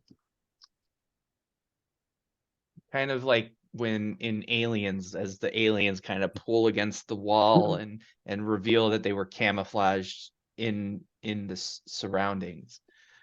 And they both begin to move towards you.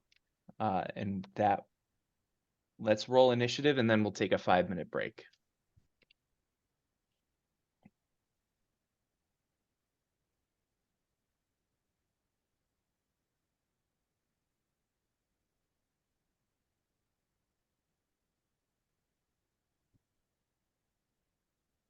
A hell of an initiative. Man, 0.06 initiative.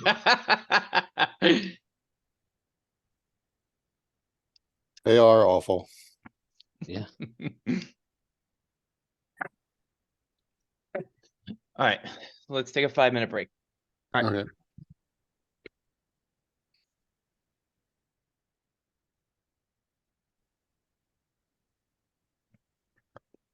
All right, Melodia, you're up. You and on deck. Branded one in the hole. Okay. I'm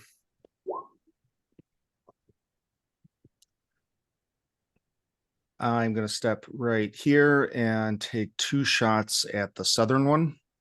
Or actually, Okay. before I do that, I'm going to put a hunter's mark on it, and then I'm going to take 2 shots at it. The thing I keep on forgetting to do. All right, let me mark it with the hunter's mark. And is that a fiend by chance or no? Fiend or beast? It is not. Okay.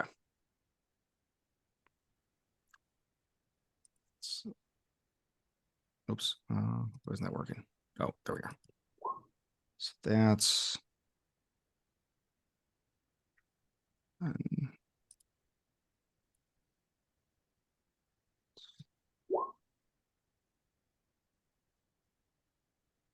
there we go.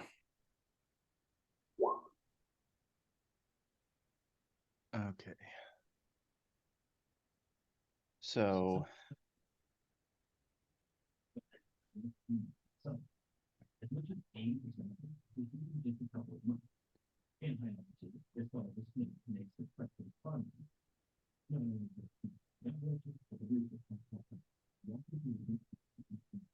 okay. So those both hit. Okay.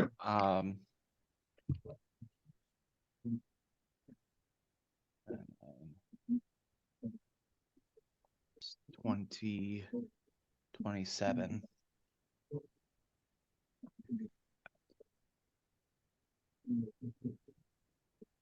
Okay.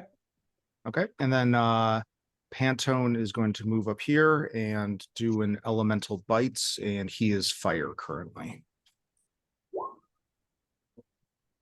Okay.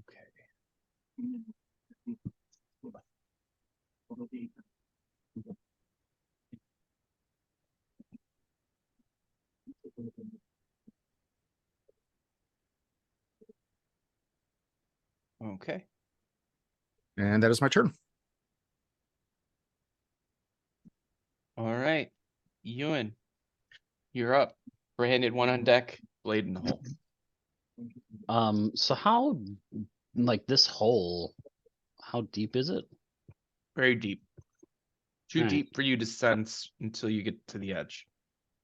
That's deep enough for me. I'm gonna hold my action. The moment this thing tries to like get closer to me, I'm gonna shove it in, or I try to. Okay. holding your action. Branded one, you're up. Blade on deck, Lux in the hole. So I rolled my perception check for a reason, but first I'm going to shoot a blessed flare at the thing in front of us. Okay, that's a hit. And then, not having noticed that there's one behind us, I back up and then realize I've just backed up into the other one. Okay. Blade is up, Lux on deck, monsters in the hole. Blades. Blade is going to use his bonus action to do insightful fighting Against which one? against the one in front. This one. Okay, roll your insight. Okay. I'm gonna mark it with that so we know. And then he's gonna pull out his silver throwing dagger and chuck it. Okay. And The hit. and sneak attack. 24 piercing. Okay. And then the blade shimmers and returns to his hand. Or reappears rather in his hand. Lux.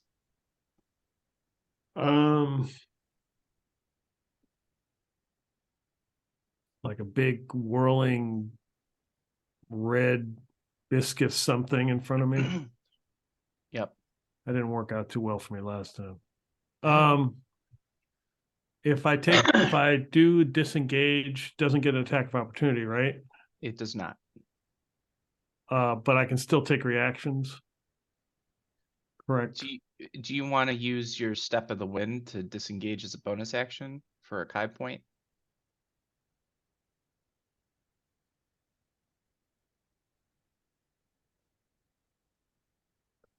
Yeah, I guess I could do that.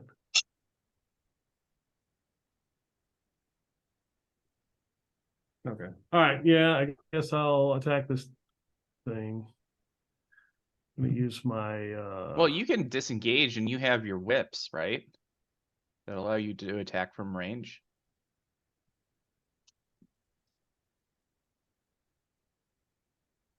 yeah, I mean I could attack it and then just use the tie point and move away.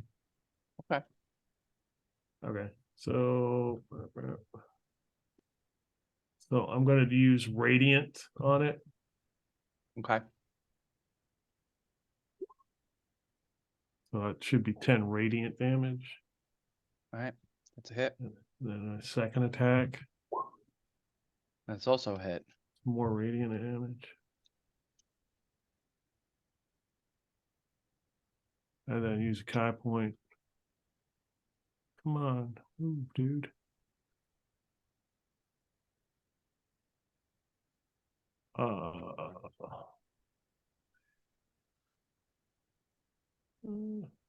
Let's see, I think moving really slow.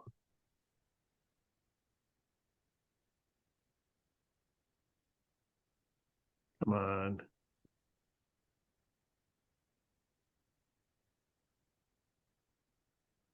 Okay, probably right there. Yeah, I'll move right there. Okay. Did it look like it did do anything or? Yeah. It looked like it injured it as far, I mean, as much as you can. As much as I can tell. Yeah. So who of you has healing potions? I do. I have one. Okay.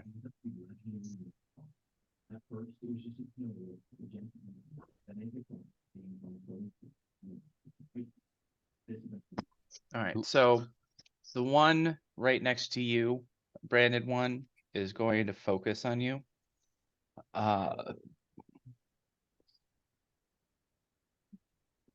So its first attack, Misses. second attack, misses. Misses. And then who else has a healing potion? I do. Ewan, do you have a healing potion? I had the one and I used it. Okay. So it is going to go there. Ewan, do you want to use your ready to action? Sure as fuck do. Okay. Yeah, so I want to try and shove it, so I guess that's an athletics. I'm like, oh my god. Maybe it rolls terribly. The tie. Of course. So let's re-roll. Just so we have a clear winner.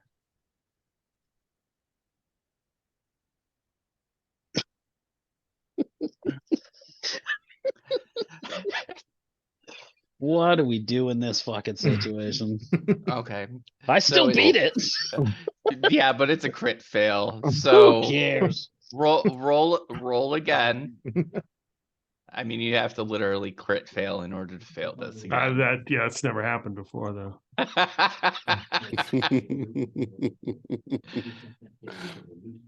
Okay. So you're not able to push it. For now. And actually it begins to shrink, or it seems like it shrinks at first, but it's actually flowing into the floor. And Ewan, it is moving outside of your space. So if you want to take a reaction to do an attack of opportunity, you can. I think it is my reaction to do this, right? To have used my held action. At least by rules as written, it is. I think I have a house rule with that. Let me just double check. All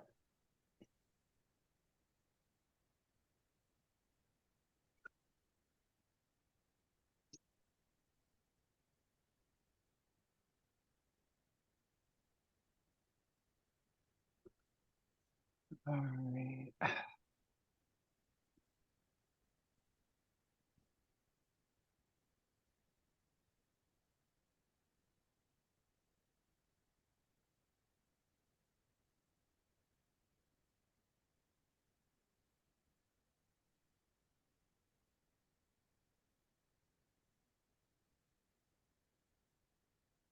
Okay. So I guess yours is more like 3rd edition. yeah, I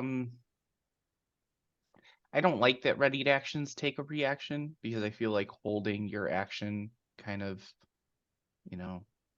does it. So it does move your initiative to 0.07.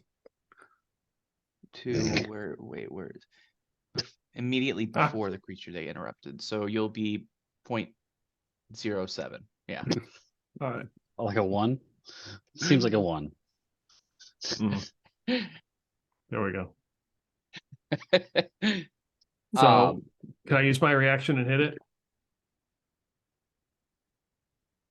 Since it moved closer to him. Wait. A ranged What- attack with a Yeah, reach I have attack. 15 feet. Yeah. Oh yeah. Yeah. So Well, both of you can take attacks of opportunity against it. And I shall. And he stops moving. That's 12 radiant. Okay. Like, get back here.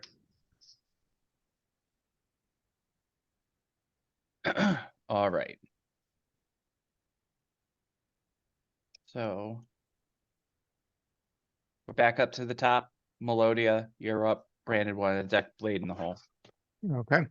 I am going to take one step over here and 2 more shots at the southern one.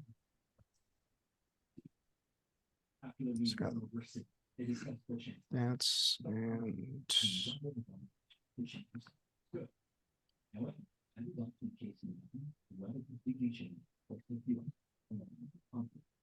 Wait, your hunter's mark isn't supposed to add to your attack roll.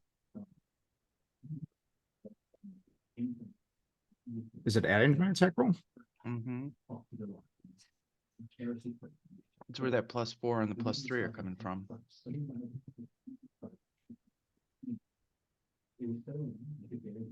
Either way, both of them hit, but Yeah.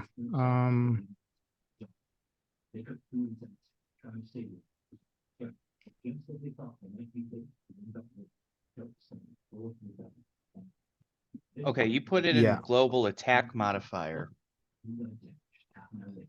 Oh, okay. You want to put that in global damage modifier. So you can do that. Okay. But all right. So go ahead and describe how you kill that one. I feel that I mean, going from the pictures, I'm feeling the picture of it. I'm feeling I'm almost pinning the tentacles, the weird fleshy tentacles of this thing against the wall one at a time. And the 4th arrow, I just sort of hit center mass and it just goes limp to the ground. Then I might eventually walk over there and just pull out all the arrows, but I feel that's how I fell the beast. Okay. Branded 1, you're up. Late on deck. I'm gonna move Pantone over. Oh. Yeah, over here. Can I get past Blade or no? Yeah, Okay. you can squeeze past your own. Yeah. Okay, I'm good. Okay. Branded 1, you're up. Late on deck. Lux in the hole. I will shoot a blessed flare at the one over by Ewan. It probably has cover, but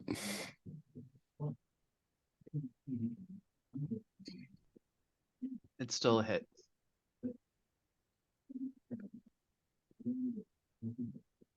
But it is still up. Anything else? nope, that's it. All right. Blade, you're up. Lux on deck. You in the hole. He's gonna, since it worked so well last time, he's gonna pull out his metamorphic dagger, his keen dagger, and go for the old 1-2. Hey, that's my thing. He's been taking lessons. If I used those daggers, it would be a very different look.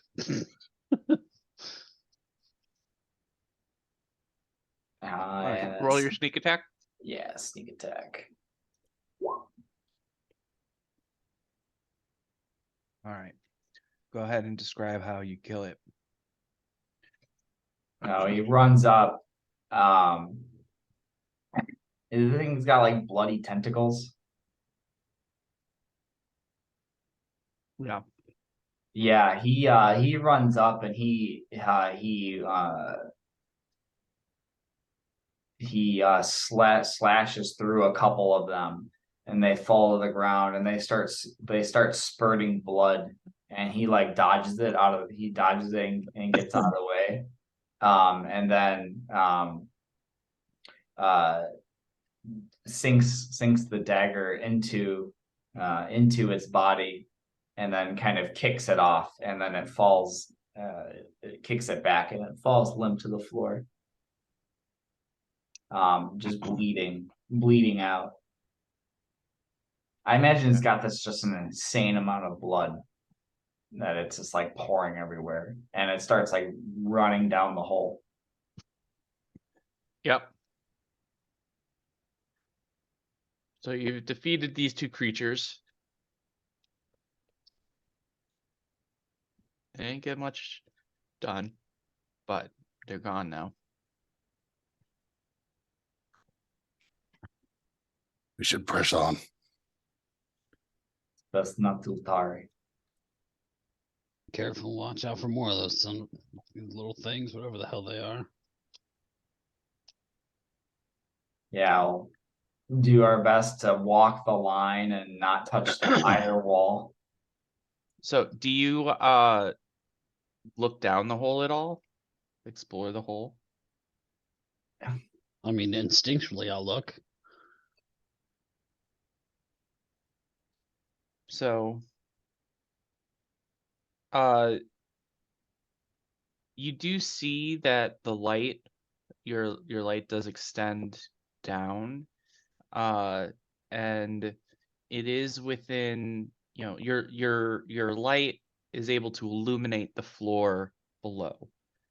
So based on that, you know that it's probably a 30-foot drop.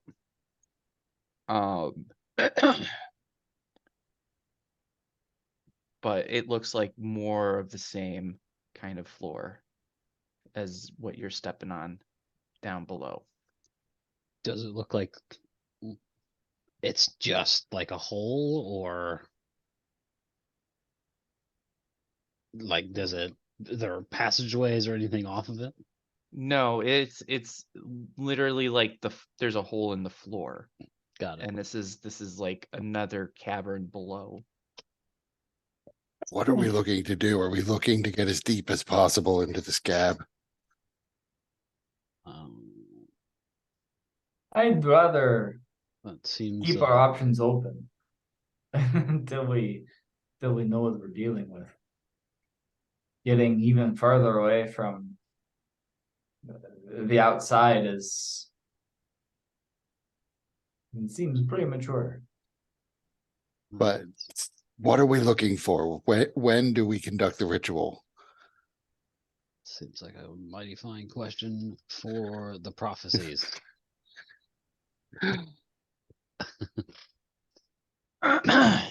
Just a big sign, conduct ritual here.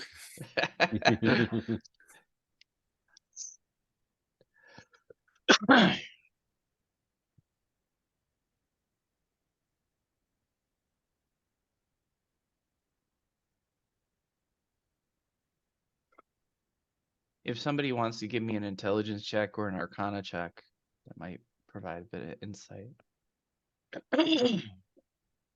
Ewan Religion would also work. reviews the prophecies and then says, guess what, guys? We're in the wrong place.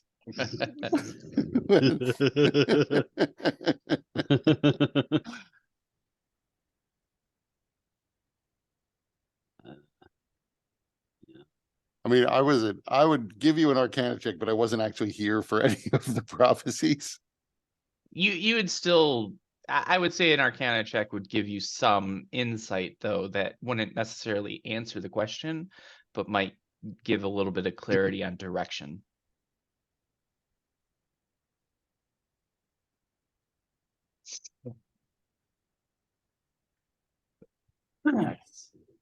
All right.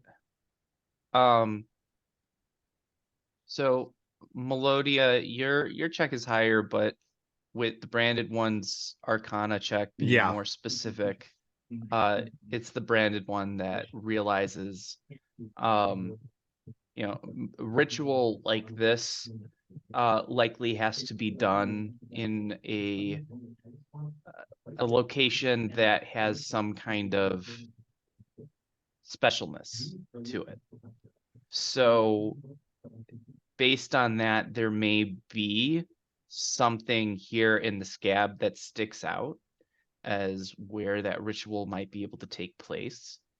You don't know exactly what that might be, but it could be different enough to be obvious if you were to encounter it.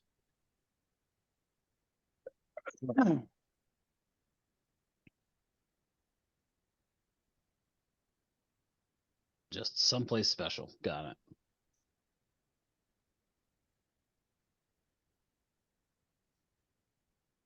I think we should keep moving. We can always return to this hole. If Does that one have teeth, by the way? Yeah. Okay. So as you guys get there, with wait, stop moving. Okay. Everybody run! Everybody run! Scatter. Well, okay. So we're gonna take your positions as they are now. But as you guys get to this space, these organic structures all release a cloud of particulate matter, and the particulate matter begins grabbing onto your skin, and you can feel something burrowing in and burning at your skin. The fuck? Where are they? There they are.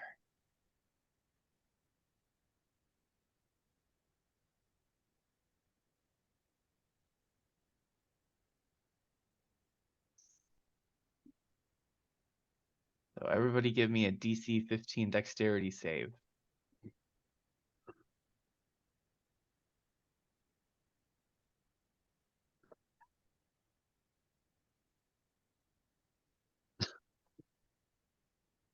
The people who should be saving on this.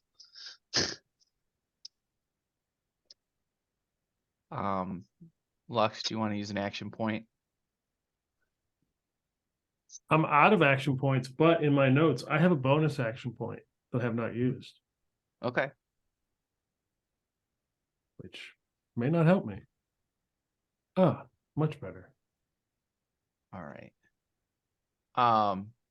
So Ewan failed. Everybody else succeeded. So You know what? I think I might actually use an action point. Thinking about it. I got a couple here. I'm actually proficient in this. Come on, you fucking cocksucker.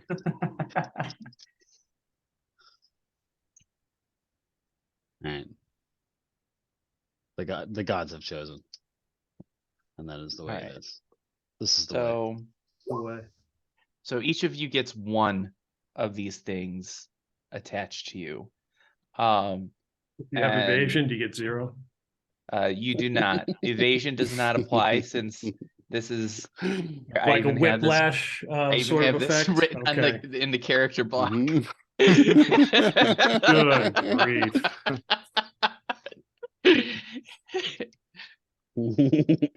when you have two people in your party that have evasion, you have to plan for these sorts of things.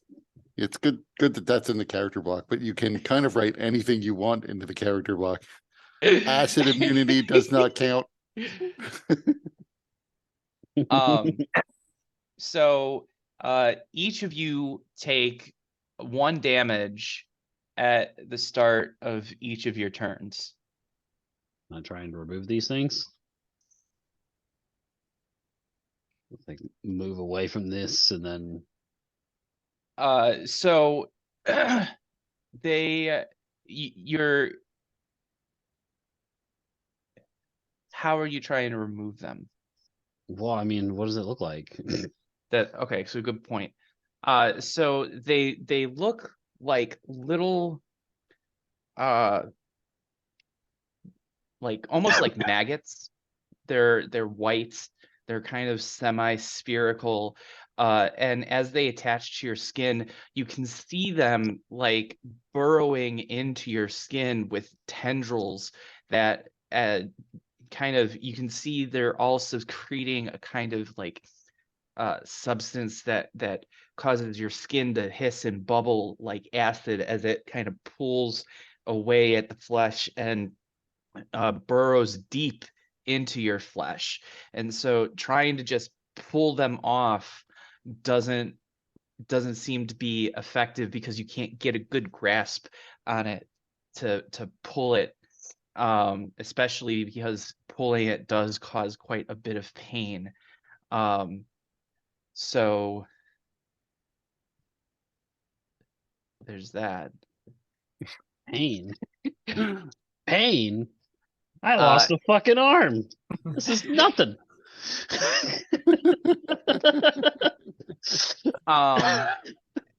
Anybody that's trained in medicine, or who's trained in medicine?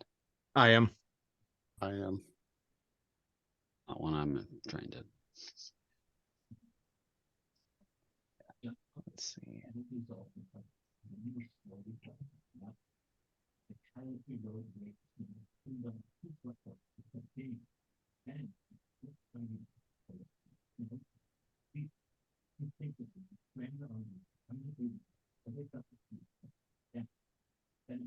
Now my computer's decided to freeze.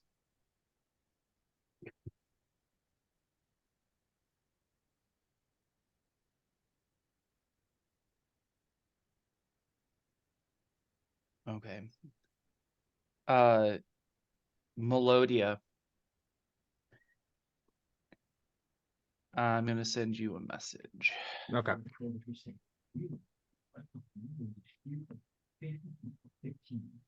I'm also trained in medicine, so Yeah, I rolled for you guys. okay.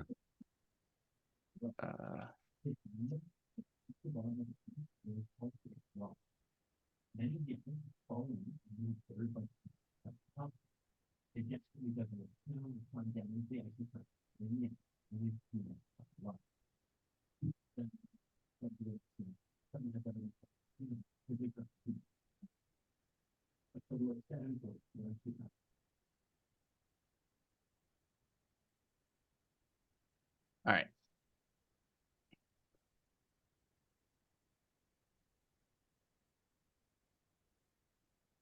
And I'm also gonna say that in the commotion of all of this, there's another spurt of these things, another spurt of the cloud. So everybody give me another dexterity save. Everybody, I moved away. You're still in range. Yeah. And we actually Really? didn't have any time to do Ridiculous. anything. Right. So Yeah, it's, there. they Well, just spurted twice in it's a coming row. out. Yeah, it's coming out quick. I So then mean, I immediately break into a run. Before I even roll my second deck save, I move as far as I can past them. Yeah. I move Okay. out of the cloud. Wherever it is. Of course, I will use an action point. Oh fuck! I did it this time. Fuck. Okay.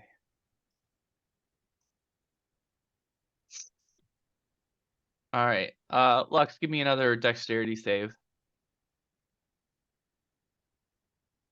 Good grief. Okay.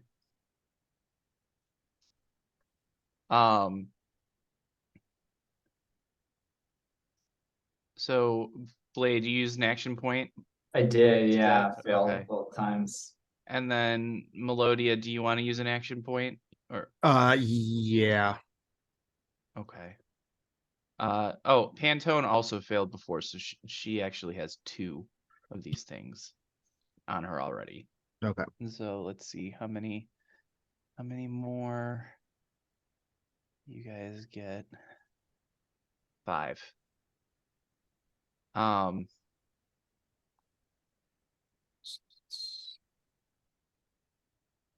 Shit. Lux, you get 8 on you. All right. So anybody with 5 or more is considered poisoned. Anybody with 10 or more is also slowed. So I'm sorry, if you failed this round, how many you got? 5. 5? I need a 2 if you made it. Yes, 2 if you made it. So I'm gonna move immediately away from these. Yes, before they can react again. Yeah. Yeah. We're And then so when I get out of range, you can see Melodia start to lean over to Pantone and heating up the edge of an arrowhead with Pantone's heated breath to get heat on it. And you see it applying her to some of her wounds, and you see it to have some results. Yeah, so the minute that you expose those macrophages to the flame, they pull themselves away and leap from your body. And so how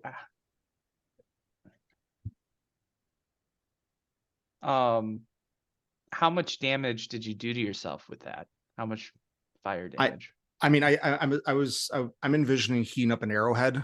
I'm assuming a D6 worth of fire damage, but okay, you tell me. I mean, D6 works. Okay. That's more like a dagger, right? It's a D4. More than a dagger. I mean, you're not launching the dagger through an arrow or through the bow. Lightly so somebody. You managed to burn two of them off. Okay. So you take 2 fire damage, but then you also take an amount of damage equal to the ones that are still remaining as they're continuing to burrow in. I believe I either have immune or resistance to fire. So then if you do have immunity or resistance to fire, I'm checking that right now. Yeah. Then you would only remove one of them.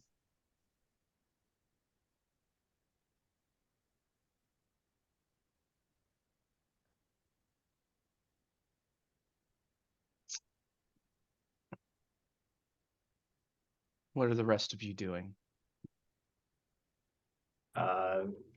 Blade I don't have fire, so Blade's gonna take one of his metamorphic dagger, and he's gonna just start like trying to pick it off. So while Melodia's doing this, she does tell everyone any kind of element seems to work. I've seen this happen before, not with these exact creatures, but something very similar. So acid, fire, ice, all seem to be useful to some degree. I'm gonna drink the elixir of health. See if that does it. Cures any disease. I would say that works. You are the disease. I would say that all of them immediately leap off of you that were attached to you and begin to kind of curl up and desiccate.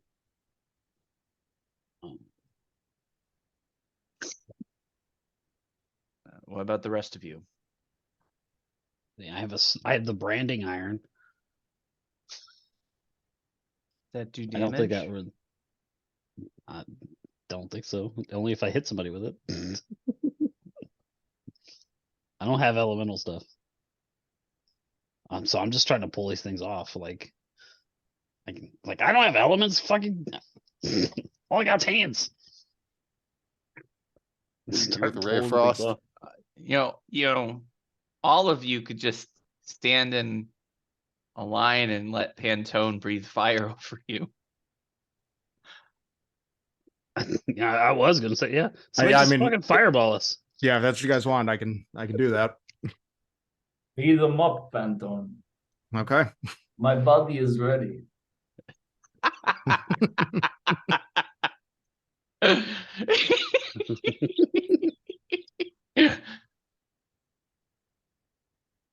I guess everyone form a line. Do I need to roll to attack since we're willing?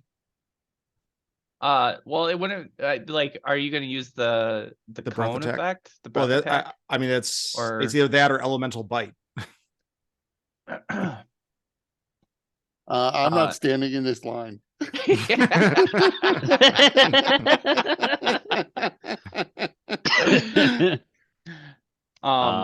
The elemental bite is going to take a while. Yeah, I feel that the cone would be a lot more efficient. So like I'm gonna brace up. It's like, all right. All right. Everyone ready? I am gonna move away. Okay. So I am resistant to fire, and I don't need to take even more damage. Yeah, and it's not a ton, but yeah.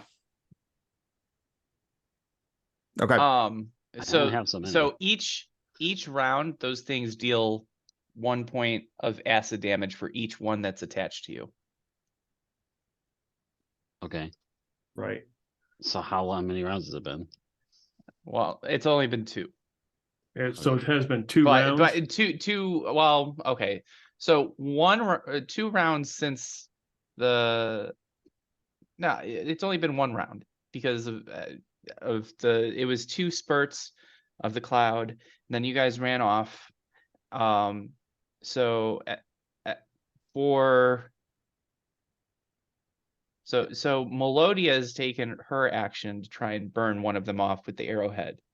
Nobody else has done anything yet that I can I tell. drank my potion.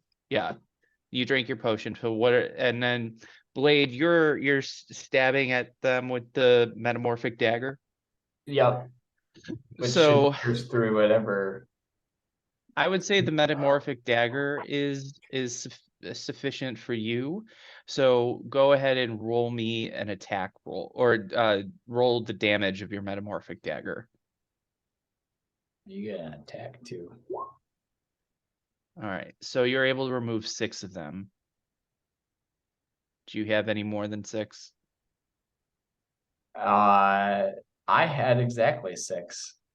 All right, so you're able to remove them, and you take that 6 damage.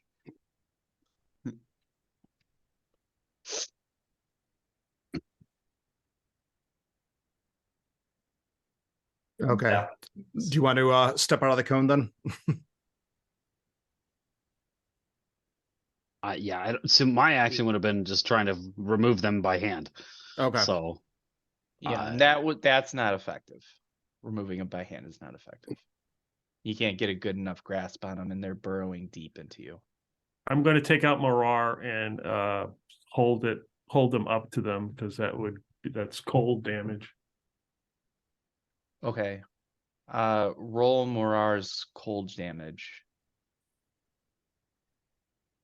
Okay.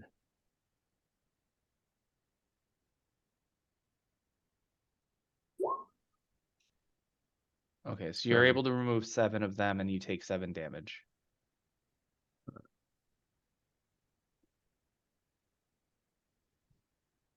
And then if there's any left, I take that damage as well, right? Yeah.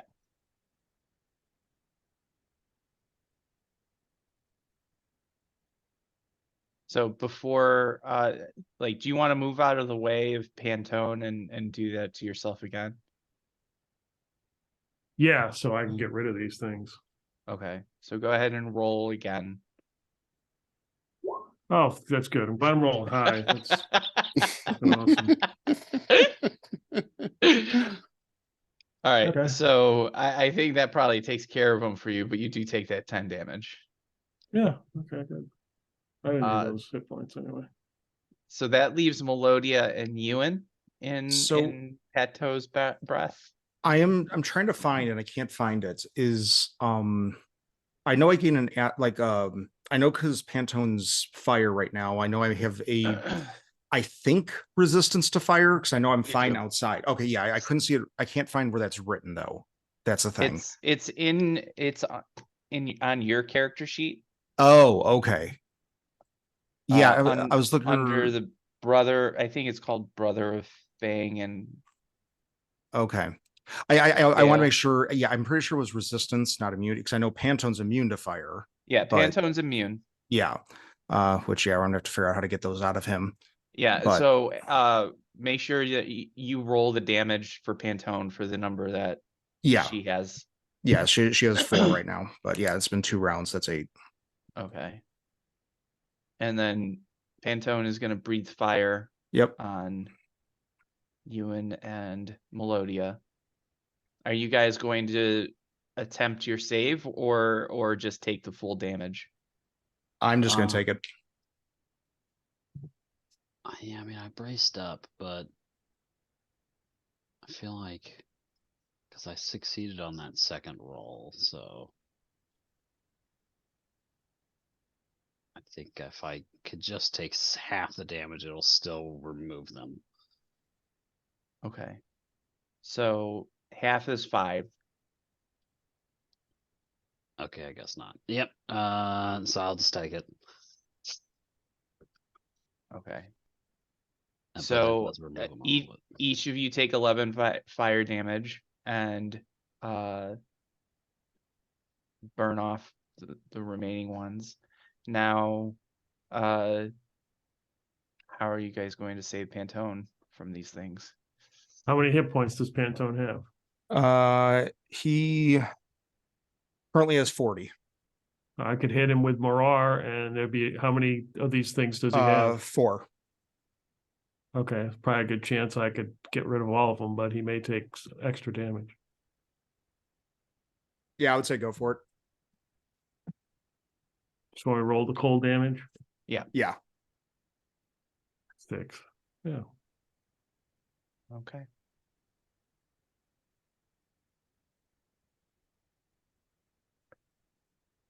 Behind you, you guys can see that these things are continuing to spew the macrophages into the air, but you're out of the range of the cloud.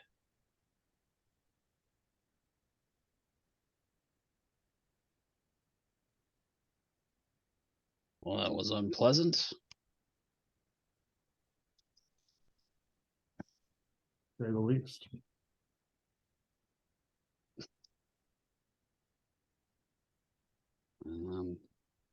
Maybe in future we can immediately blast one of those things.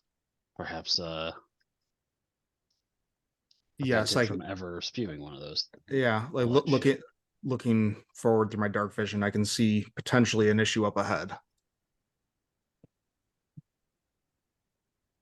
Yeah, there's that thing up there on the left. Is there I definitely smelled pickled goblin fingers in that.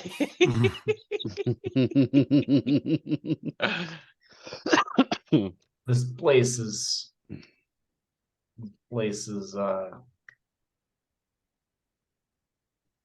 feels like it's trying to kick us out. So as you guys get closer and the thing gets into view, you notice that it looks different than the things that were spewing the macrophages. Also, everybody give me a perception check.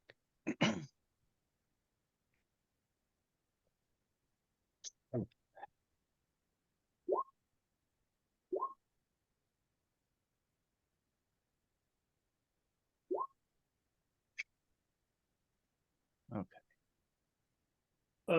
So since I have advantage on perception and disadvantage because I'm exhausted, that's a straight roll. Yeah. All right. So Lux, I'm going to send you a message.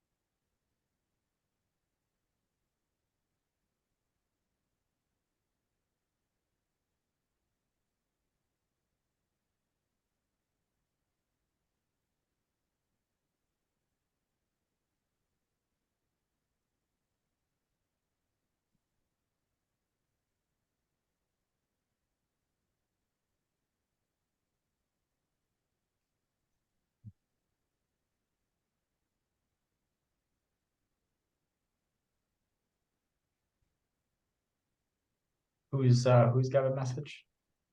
Lux. Oh, okay.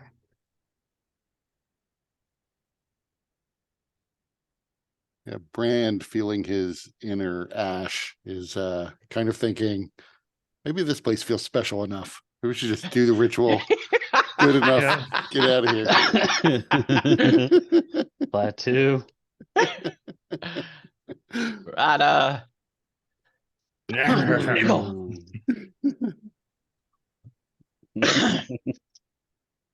Well, I said it then. Basically. So there.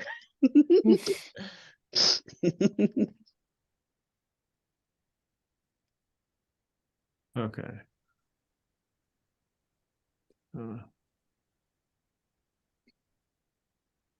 Are you talking straight ahead or to the left?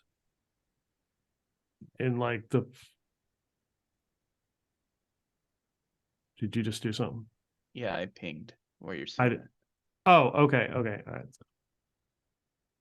Okay. I see what you're talking about.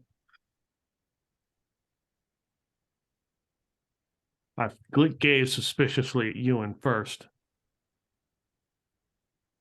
See if he is, if there's a glimpse that he's about to turn on us, but he doesn't His seem to. sudden but inevitable betrayal is going to come during the ritual.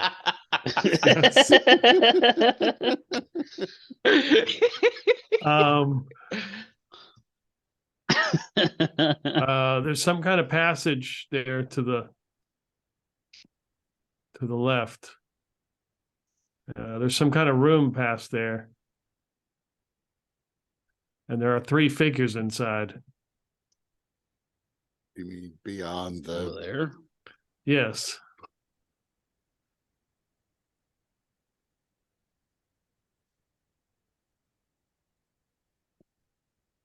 Do you think they know we're here? No idea. It looks like an elf, a dragonborn, and a goblin. No, that's oddly specific, but I seem to know this information. Sounds like the setup for a joke. They walk into a postule. So with Lux bringing attention to it, you notice that some of the structures that kind of look like mouths actually do show through to the other side. Lux has the benefit of dark vision, so there, even though there's no light beyond there, and the light is pinpricks because of those holes, she is able to discern what's beyond, but anybody else would have a harder time unless you have dark vision as well. Right, and I got my magical Coke bottle goggles. Yeah. I forgot that Lux has that. That's awesome. It seemed to they survived all that slime and acid.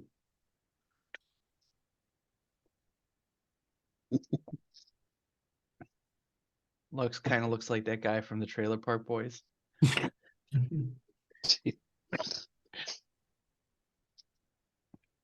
So how do we open up this hole? Do we want to? I mean, Well, you an look. elf, a dragonborn, and a goblin in this place. We're looking for somewhere special they might know. They It's might up be here. from Flamekeep. They may be one of the parties that were sent out. Or they're here and are unseelie because of that.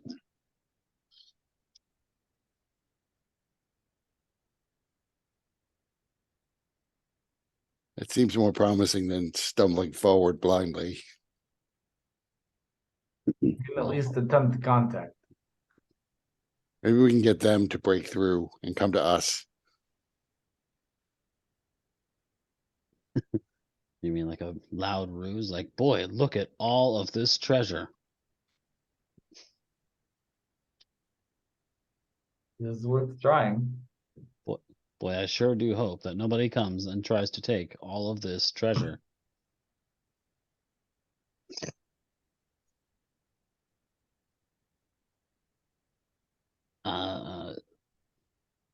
Well, I mean, this thing here, does it seem to be moving, alive? Like, No, it doesn't seem to move. It's not like the other structures because those ones at least kind of pulsed with like a rhythmic heartbeat. This mhm. one is still. Um, it it looks like you could probably tear through it with your hands or chop through it with an edged weapon. You could even break through it with a sufficient bludgeoning tool.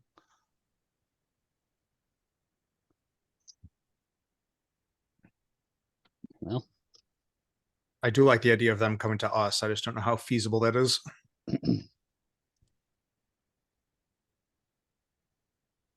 as I walk forward, I'm like, well, if they're paying attention, they will definitely know that we're here.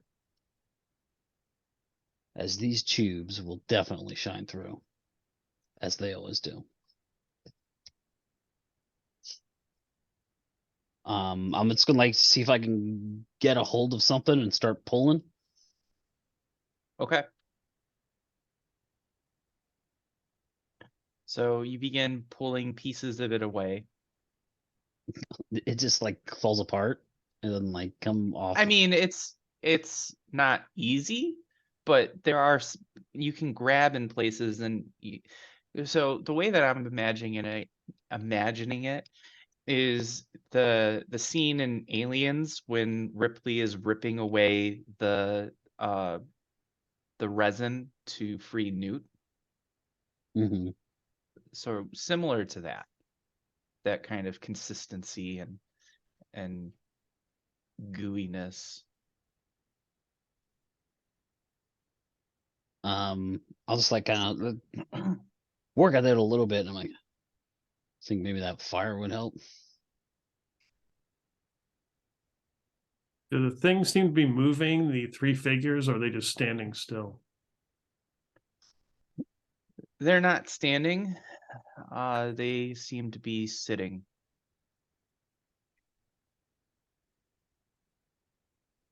And as as you begin to rip away at this, you do hear a voice call out, "Hello? Is someone there?" And the voice is weak. Uh, language common. Common. I'll just kind of like stop for a second, like. In fact, you do notice that the accent indicates a Karnathi. Karnath is a one of the countries on Corvair. Yeah, where you guys are from. Yeah, I'll just like call out either you said weekly or it's maybe he's just sort of being quiet, kind of being quiet. It's like hard to not tell. To ring out. It's hard to tell. I mean, either way. I'll just match the tone and like yeah. Got a group of us out here. What are you doing in there? We're trapped. Please help us. Trapped? Start pulling away at the stuff. What do you mean? We can't. Please. Help us. Why can't you? We're stuck. Stuck in what? Please. Help us. And then you hear another voice, a female. This one with an accent that you don't recognize. Well, I'm a traveled sort. Even so.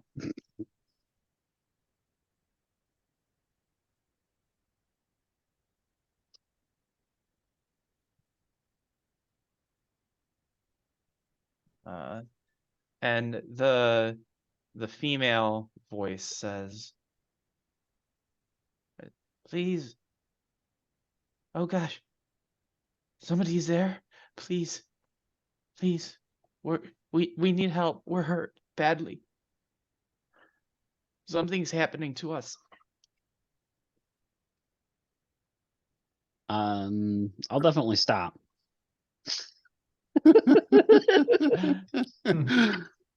Too many alien references this session. You sound like somebody's kin. Are you related to Pielius? How do you know my brother? Did he send you? Yes.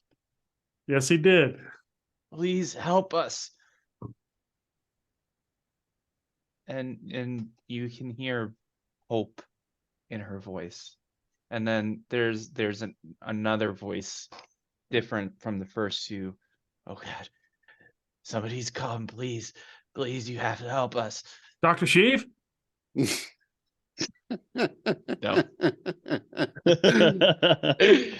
Which one was the goblin? If anything is The- Dr. Sheev, it's this thing that we're tearing at here, right? After what was left of him. Yeah.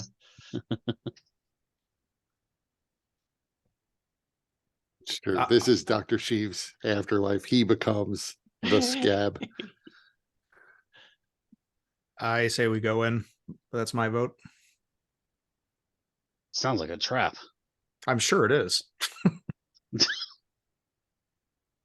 Yeah.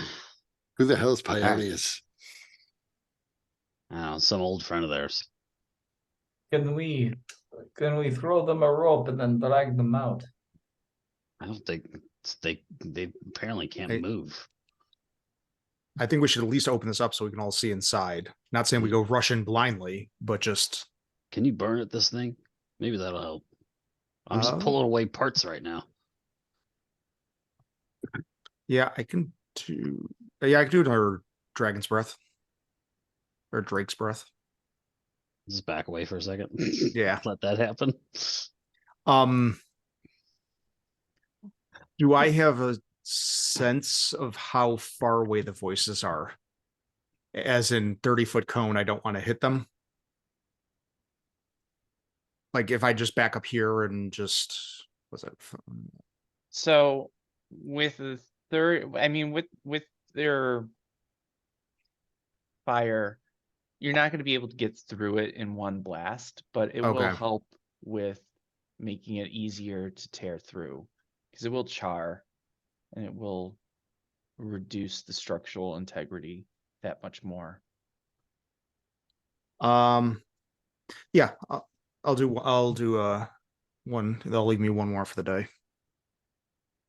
Okay. All right. So you get a good chunk of it burned away. It's still there though. It has opened at least a hole that a person could stick their head through if they wanted to.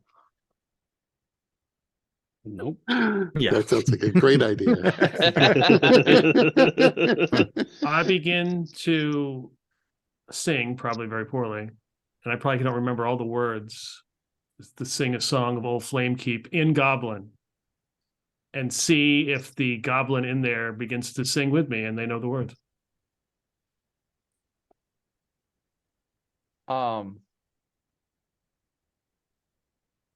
So you do hear a response in Goblin. Does anybody else speak Goblin? Pretty sure I don't. No.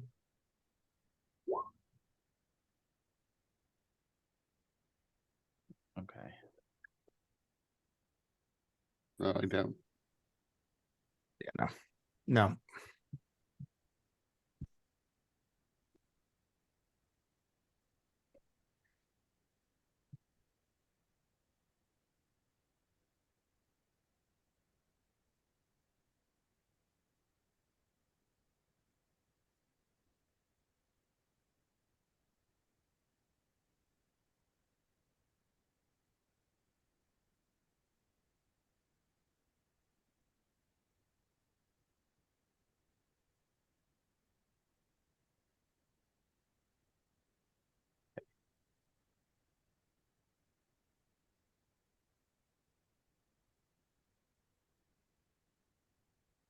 But you can do the same thing for the elven person now. I assume elven woman.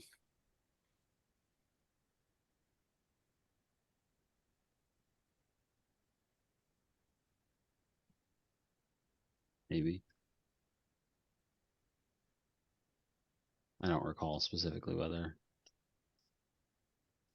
Pyelius could actually speak Elven or not. I don't know if that's one of the languages taught to the Drow. They might share similarities, but there's been so much time between the Drow being with, the more common elves that it's essentially kind of like Spanish and Portuguese.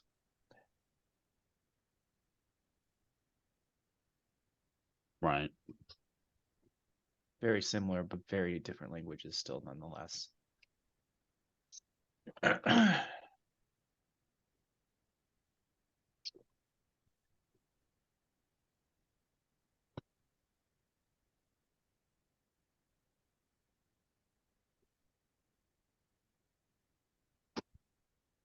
Can I start tearing away at this thing some more? Yeah. Then I shall.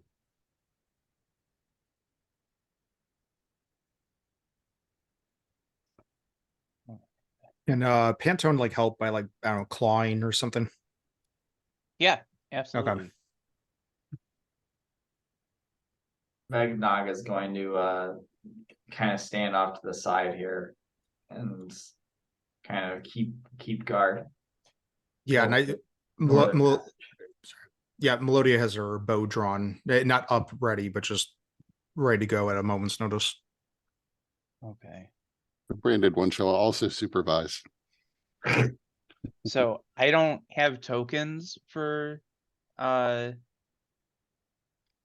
these things, but they are in the room nonetheless. But as you tear away at it,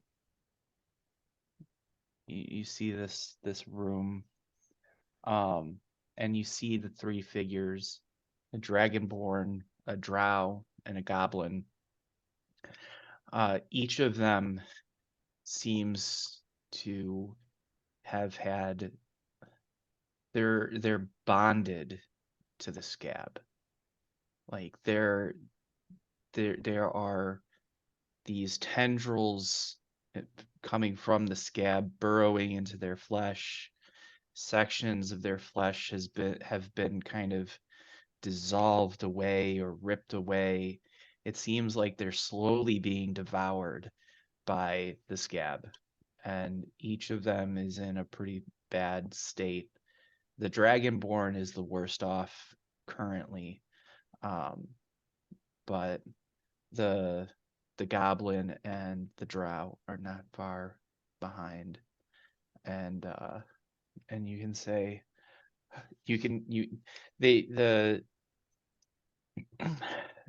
the goblin is the most excited and says, you are from Corvair.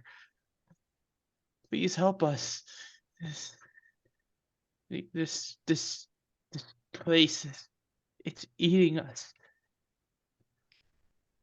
I can see that. Tell us how you arrived here.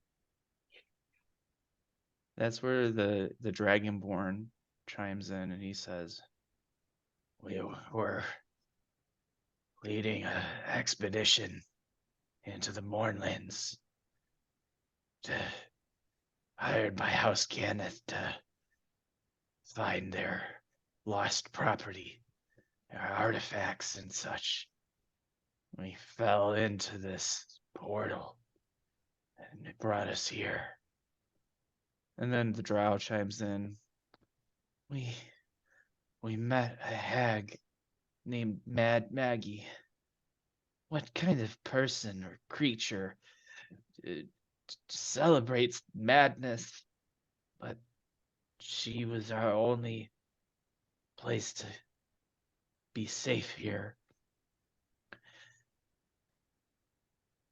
You met Mad Maggie, this woman, this creature, inside this hole. in this place? No, not here. In her territory. Hmm. Fort Knucklebone. We knew we couldn't trust her, but we didn't have much choice. I tried to get some leverage on her. I thought maybe I could learn her true name. Apparently, things like her, that's powerful. Not long after I started looking, she sent us here to try and find something called the Obsidian Crown. How long ago was this? I don't know. Gramish, do you remember? And the goblin, let me make sure I got that name right. Gramish kind of shakes his head and is like, a month, maybe 2. How long have we been? You guys have been here in Fernia for about 23 days. Okay. So less than. Can I do a medicine check to see if there's any way to try to get them off the wall without killing them? Yeah. Ugh. Never mind. Yeah, you're pretty confident that you could pull them off and it would be Yeah. okay. Okay.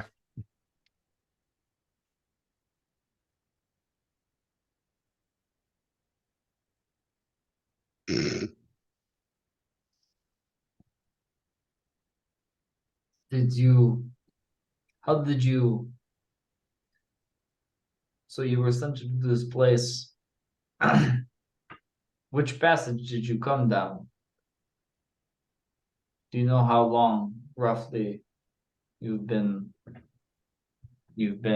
imprisoned there? The drow chimes in and says, first tell me how you know my brother, Paelius. I don't know.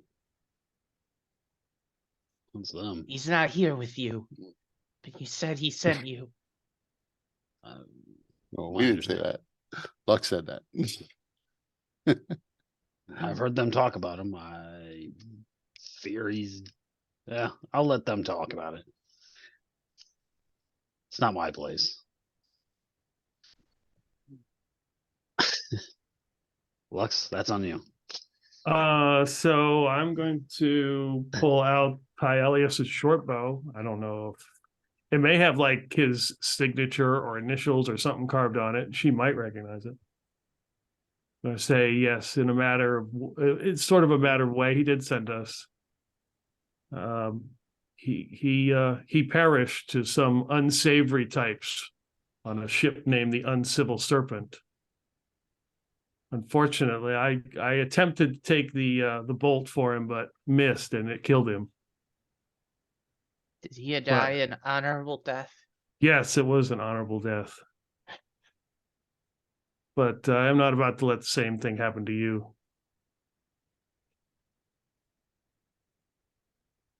Please, if you can help us. We're desperate. I could see that. Also, I'm gonna share with you guys what they look like. And it's also gonna have some interesting background information that may be shared, may not be, but you guys can have access to it anyways.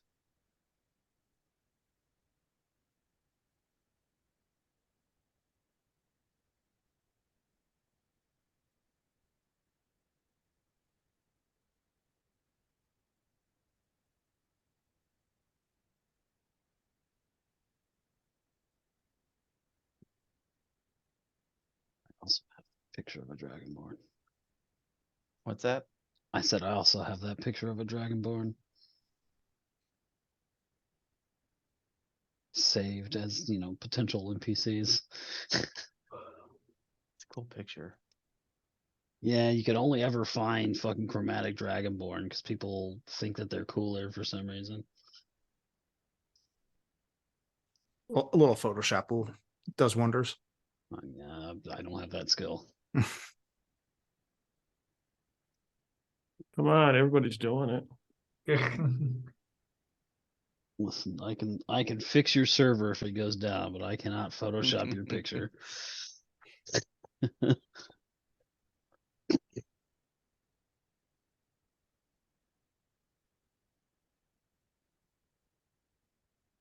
Yeah, I'm not actually in the room yet. I am still wary, seeing what's Yeah. happening. Before I like, probably even before we were finished getting this fucking thing cleared out, I would like have kind of looked back and seen and just like said, hey, careful around the walls, those fucking things came out of there. Maybe don't stand too close if you can help it. So you said they're sitting in chairs and like. No, they're on the floor up against the wall. Like Okay. kind of slumped against the wall with their bodies being slowly bonded into the structure and their bodies being eaten away. Can you move your arms? Torgoth answers, no. Look, I know this score. We're done. But this is insufferable. It's so painful and undignified. Just finish us. And the goblin, Gramash, says, no, you could save us. Look, they made it here from Fernia. They have to be, have some kind of power. You can save us, right? And Nara just kind of looks silently and just kind of looks down. Only one of you will do because temporary HP doesn't stack.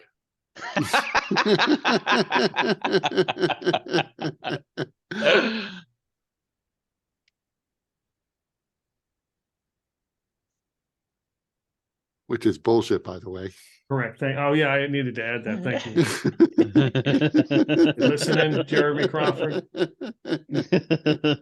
I'm coming for you.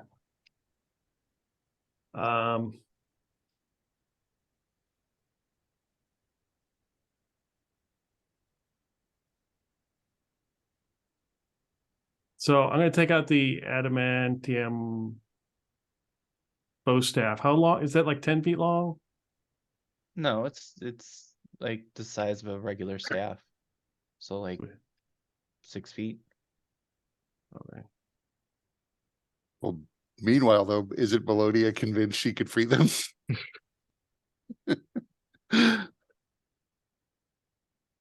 Yeah. I mean, Melodia is I very would be confident. examining. Yeah, I was would be curious to see examining. how this plays out as Lux offs them one by one.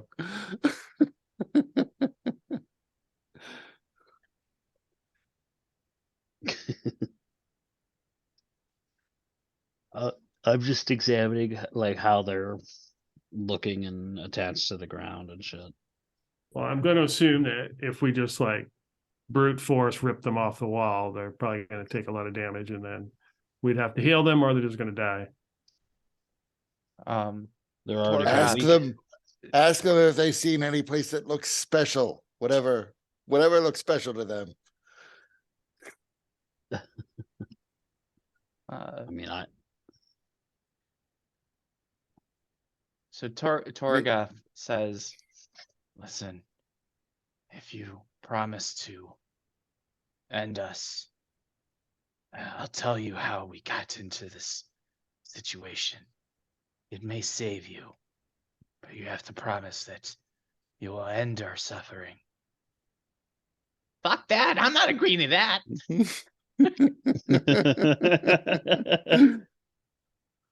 I can end your suffering, but the suffering of your companion, well, it seems that it must go on. They can make their own choices. But I'm done. I know there's no coming back from this. I'm sure we can't just like heal this dude. And he's like fine. You would Yeah, need a that's- spell like regeneration in order to be able to save any of them.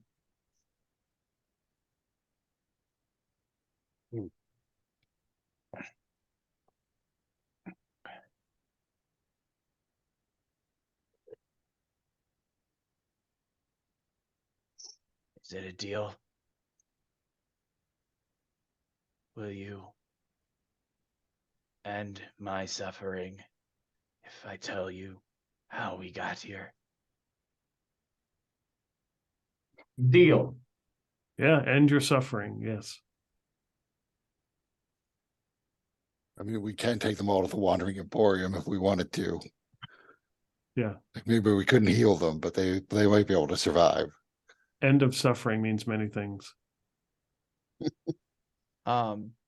So Torgoth says that thing that was blocking us, the path here. Something like that. Perhaps it was even that. I don't know. Began to sing. And it caused us to fall asleep. Next thing we know, these tendrils are burrowing into our flesh from the floor.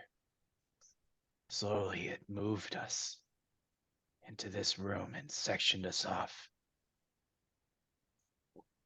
as if separating us from the rest of the scab.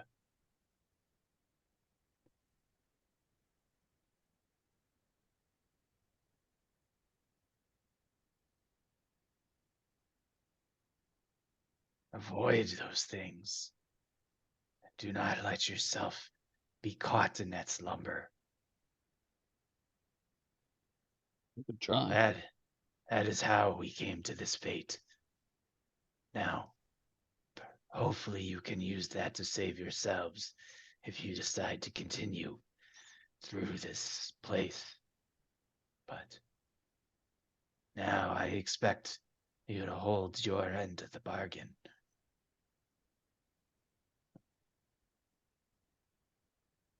Aren't drow immune to sleep? I was gonna say it must be some hella potent. It's Slippery. whiplash sleep. You didn't know that? Yeah. Sleeplash. Yep. Drow aren't immune to being the unconscious condition. They can't be forced to sleep. No, they'd be knocked out. She must have been. She had a knot on her head. Had a big turkey dinner before they entered.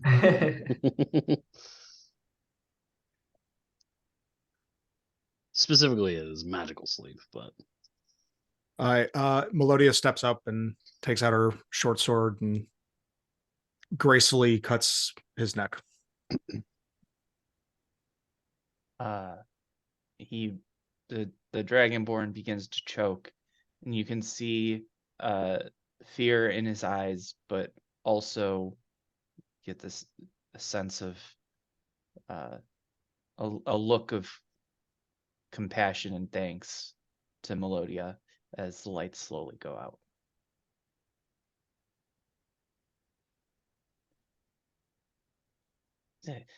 Weak bastard, just giving up.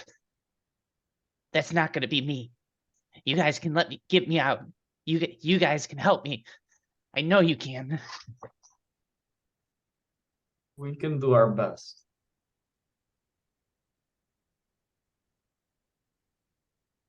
Yeah, I've been sort of slowly wandering up, just curious. So I will go in, and I will also do a medicine check to see there's any way I think that they can be extracted without killing them. Nope. We absolutely can. On 3, yank really hard on 3. No, We amputate all their body parts. that doesn't sound right. I was kind of hoping for a 1.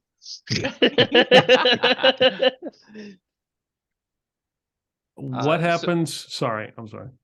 No, go ahead. What happens to Torgoth's body after he expires? I'm Uh, watching his body to see if there's any sort of transformation, or he gets absorbed into the wall, or he becomes one of these creatures and attacks us, or dot So dot you- dot. You watch Torgoth for a few minutes, and nothing happens that you can discern. There's still kind of this pulse within the sections that are burrowing into his flesh. So whatever process that the scab is undergoing with the Torgoth's body is still taking place, but it's not like it's causing any kind of violent or instant reaction. Okay. Like it's like feeding off of it or something. Mm-hmm. Okay. And Ewan, you would see that with your medicine check, there's no chance of saving them. Even if you could find a way to cut them from the structures of the scab, it would cause such trauma and such blood loss that they're not likely to survive, not without some really powerful magics to aid in the process. Ah, come on now. I lost a whole arm. Yeah, but they're missing parts of their torsos and their limb. They have multiple limbs that seem to have been digested and drawn into the scab.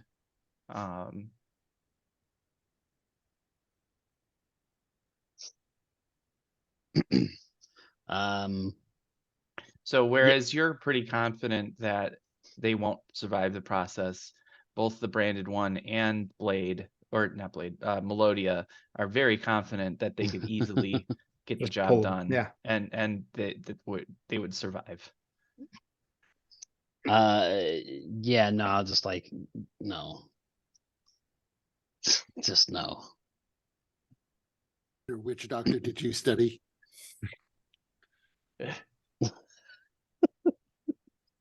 That's what I thought. They're literally grafted into the floors and walls here. It would be like pulling a part of your whole skin off of your body, except it is their body. I will point to your arm that had been ripped off. Easily done. Trust me, I consulted the gods about that too. Okay? I mentioned it.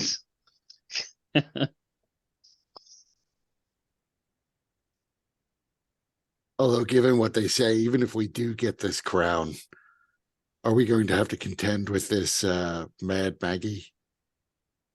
Seems she may want it. We've already encountered her. She didn't say. Did she say? I forget if she said anything to us about it. She definitely had a prophecy that included something. Yeah.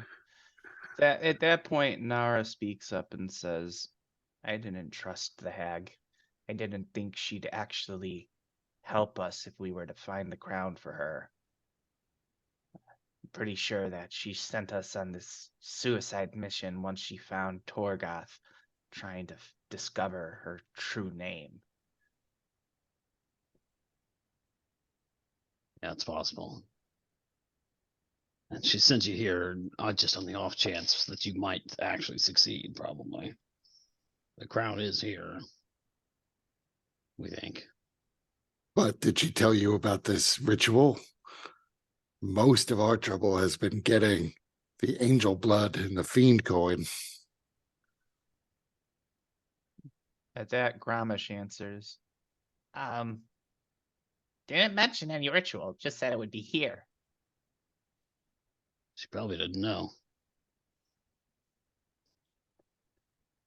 When you were wandering around this place, did you happen to see a ritual chamber? A large, more impressive chamber than the rest of these? Perhaps where you were knocked out and brought here? No, not exactly, but I do have a theory. You see, the scab, it's like a real scab. It's reacting to our presence. It's reacting to this as if it's a living thing.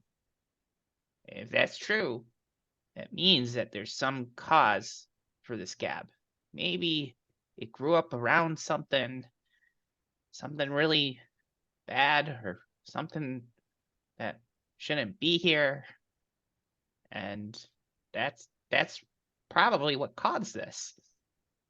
This is something in the land responding to stop some invader, prevent some illness, or to, I don't know. That's the only thing I can think. Only way something like this could even exist here. Well, perhaps we can somehow trick this thing into thinking we belong here. Right now, it's treating us like foreign invaders. I don't know how you would do that. If I had some time, or if I had my lab, I might be able to figure that out. I was an alchemist. I was the first goblin accepted into the Arcane Congress. I was a prodigy. This wasn't supposed to happen. This wasn't supposed to be my fate. Your fate is far less glamorous than we ever hoped it will be. It's easy to say when you're standing where you are and I'm sitting where I am. Chances are we'll end up like you anyways. Well, I sincerely hope not. I Me wouldn't too. wish this on my worst enemy. Well, I might, but we've met some truly awful things.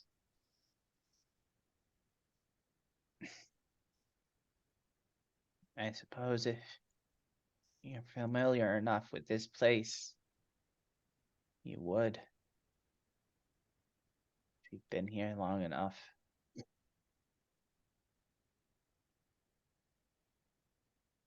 Listen, we can't get you out of that. Well, we can try. On 3. Ready? 1, Oh. 2, and then I yank him on 2. I'm like, no. Give me a strength check or athletics check. Just gonna die more miserably. I probably would be helping him with my 1, I'm assuming. Just to bleed out and whatever's left of his innards fall through. And so regardless, both of your checks are not sufficient to pull him away. He cause him a great deal of pain, and he winces as you attempt to pull, but he doesn't budge. Some of the things kind of tear, and you can see that there's bleeding. Whether it's him bleeding or the scab is difficult to know, but it's not successful, and he goes, I didn't think you'd actually just pull me out. Ah. That's what she said. Oh, that looked painful. Don't you have any magic, any alchemical substances or anything that might help? Nothing that would separate you from a wall. I do not accept that. There's got to be something. I'm not going to die here. This is not how it ends for me. and you can see his eyes are tearing, and he's trying to blink it away, but they're beginning to fall along his cheeks. How long have you been here? You said about a month. Well, Like in this space? We've been here 3 days. Can you generate food at all? No. We haven't eaten. We're starving. That's kind of the thing that's going to get you.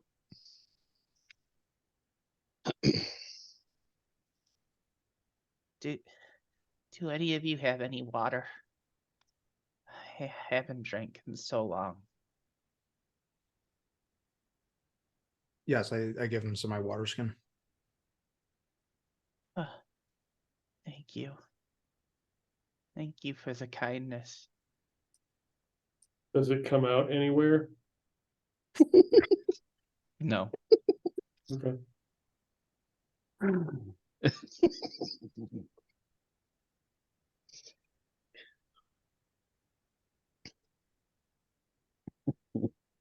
What was that? Was it? Oh, that was in Scrooged with Bill Murray. He drank the drink and it came out all the bullet wounds. Yeah.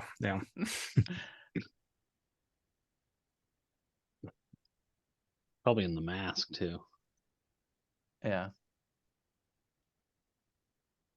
And any Looney Tunes bit.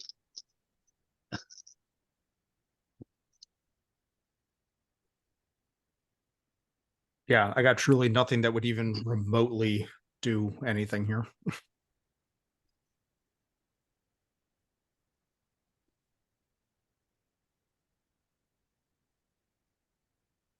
You are welcome to come with. We are going deeper though. You may not survive in your current state. But if we leave you here or leave you near where we entered, unless you're able to climb out, you may have company, and not the good kind. And they would have to pass through that acidic mist that was attaching all those little macrophages to us to get back to where our rope is. Although we will have to go back that way if we need to go through the hole to descend deeper, unless there's another way down further on. It does seem from what they've said that we will have to find whatever the source of the scab is. That's probably the space where the ritual has to be conducted. It may well be the crown that the scab is formed around. That's reasonable. It's probably deep. It, It's best that you come with us. If you can get me off of this wall, I'll go anywhere you go. be able to pull him out. That's what I'm saying. He's in the wall. But we have rope. Perhaps we tie a rope around the goblin, and then Lux holds the other end and leaps. She's very good at jumping.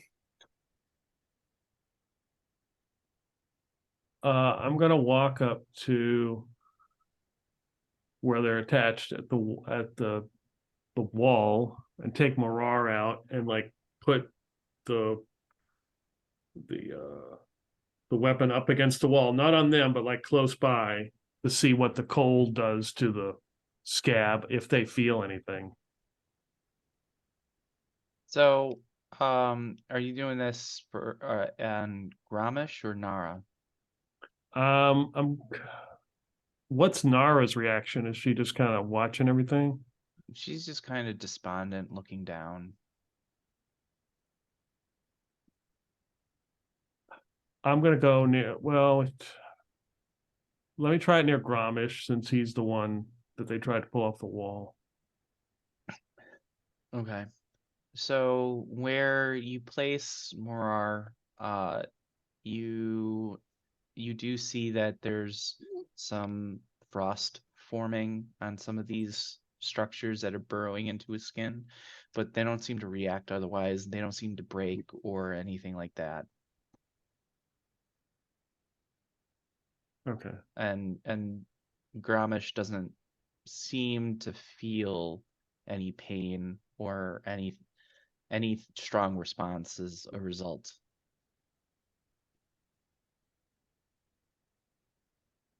I think the only thing we can do is go deeper and see. Maybe Gramish is right that there's something causing this scab. And maybe if we cure that, fingers crossed, maybe they'll be released, but that's a pretty high hope, I feel. Indeed. I mean, we can tell Gramish that I tell Gramish we've tried everything in our hands and our powers right now. I mean, if you have any other ideas, we're open to be enlightened, but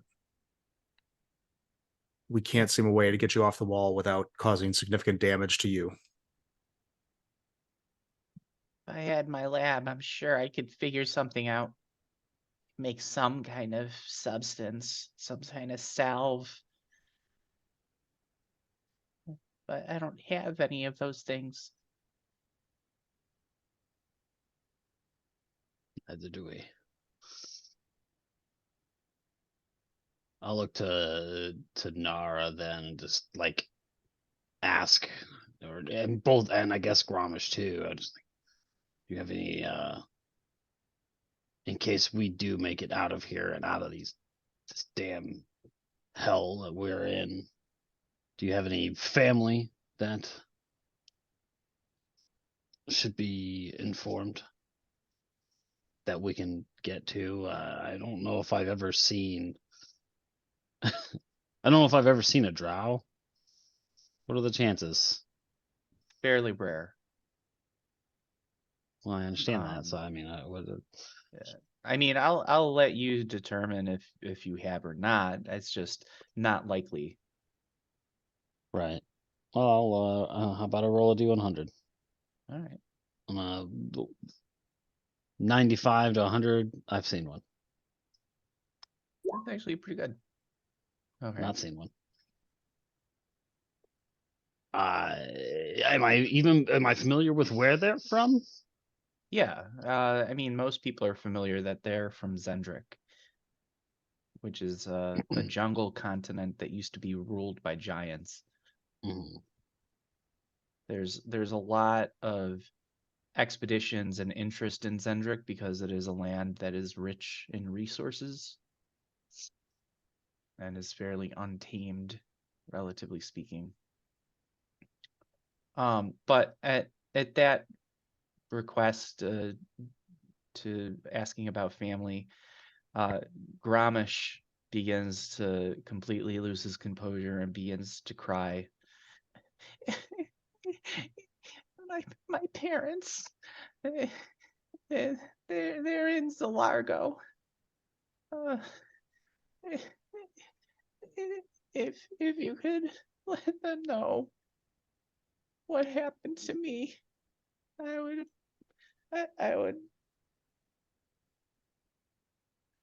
thank you for that.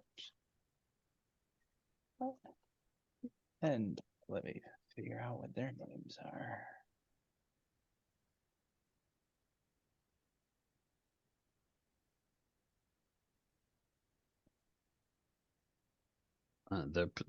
His parents are where now? Largo. Is that Gnomes. monster place? Oh, okay. Gnomes. Yeah. Jerome is where the monsters are. That's so. What yeah. So his father's name is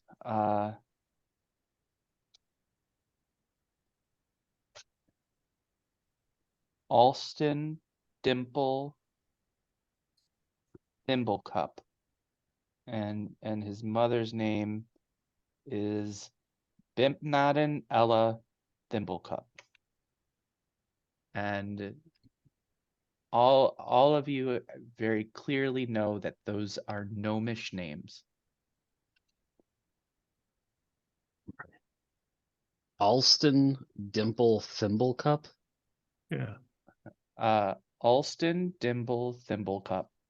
Dimble. And Bimpnaden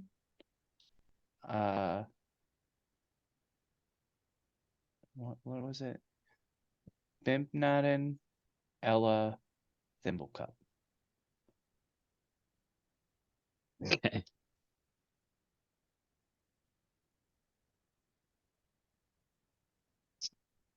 Do they have any year on them or anything, or is it rags or something? I mean, it's like, is it like grafted onto them? Yeah. Does he have that cool staff? Because we could use that. Well, I mean, like, does he have any kind of like personal effects on him, you know? So you can see that there's some of their bags have been kind of discorporated from their person. So if you were to go through their bags, you would find their identification papers. Oh, yeah, very good. And you know, there might be some other personal effects that they carry with them.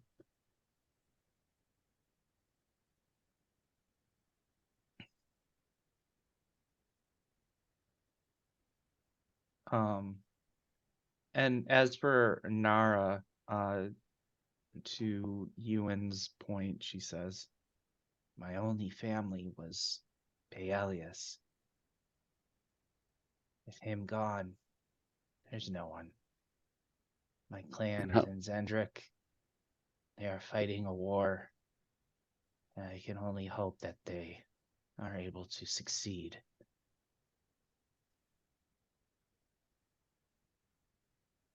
There's no one that will miss me.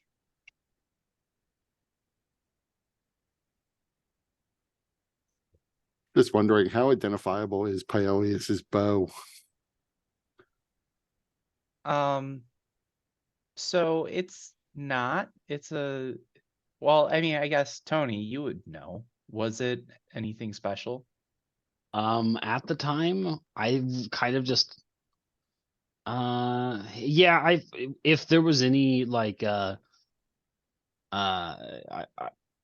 like distinct like carving methods or style from where he's from in Zendrick. Would he have made his own bow? No, I don't think he had that skill. Okay. But yeah, I mean the distinction would Umbrigen- be it being foreign made. Yeah, so the Umbrigen, which are the clan that Paelius and Nara belong to, would have their own unique way of building a bow and using materials enough that it would be clearly Umbrigen make in nature. I kind of imagine like a dark black, almost a black wood. Yeah, that would actually be very accurate. Because I imagine Luck still has that bow. Yeah, I showed it to her.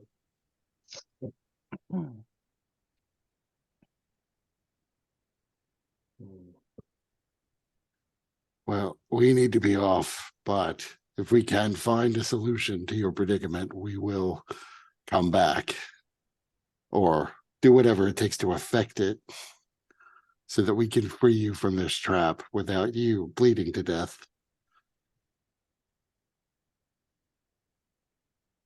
Please, don't forget us. Come back for us, please. Nara remains silent. They give Nara some water. She actually refuses it. I'm not going to delay whatever this is.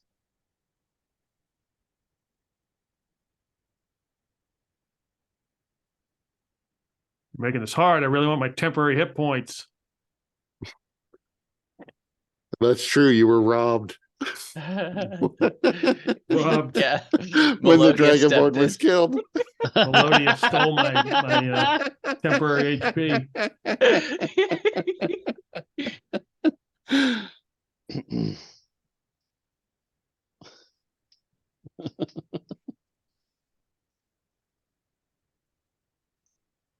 I mean, if she wants to go quickly. Speaking of So- temporary HP, I think I'll go ahead and get some myself right quick. Just to rub it in. I get 12. So each of them have a different perspective. Torgoth was like, I'm done. End it. Grommish is very much no, save me at all costs. Nara is in the middle. She's not like seeking death, but she's also not hopeful that she's going to make it out. Well, we probably need to keep moving then. And return when we complete whatever we're supposed to complete. Yeah. That seems the way to go.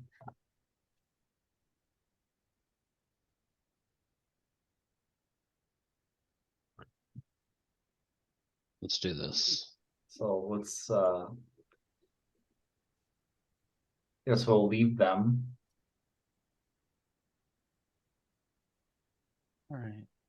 And as you leave them, the only sounds that you can hear are the tears of Grommish as he cries.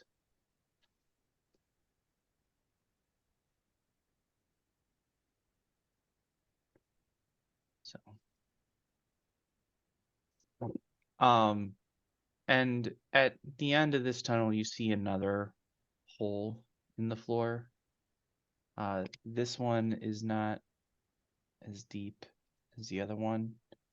It's only about, let's see.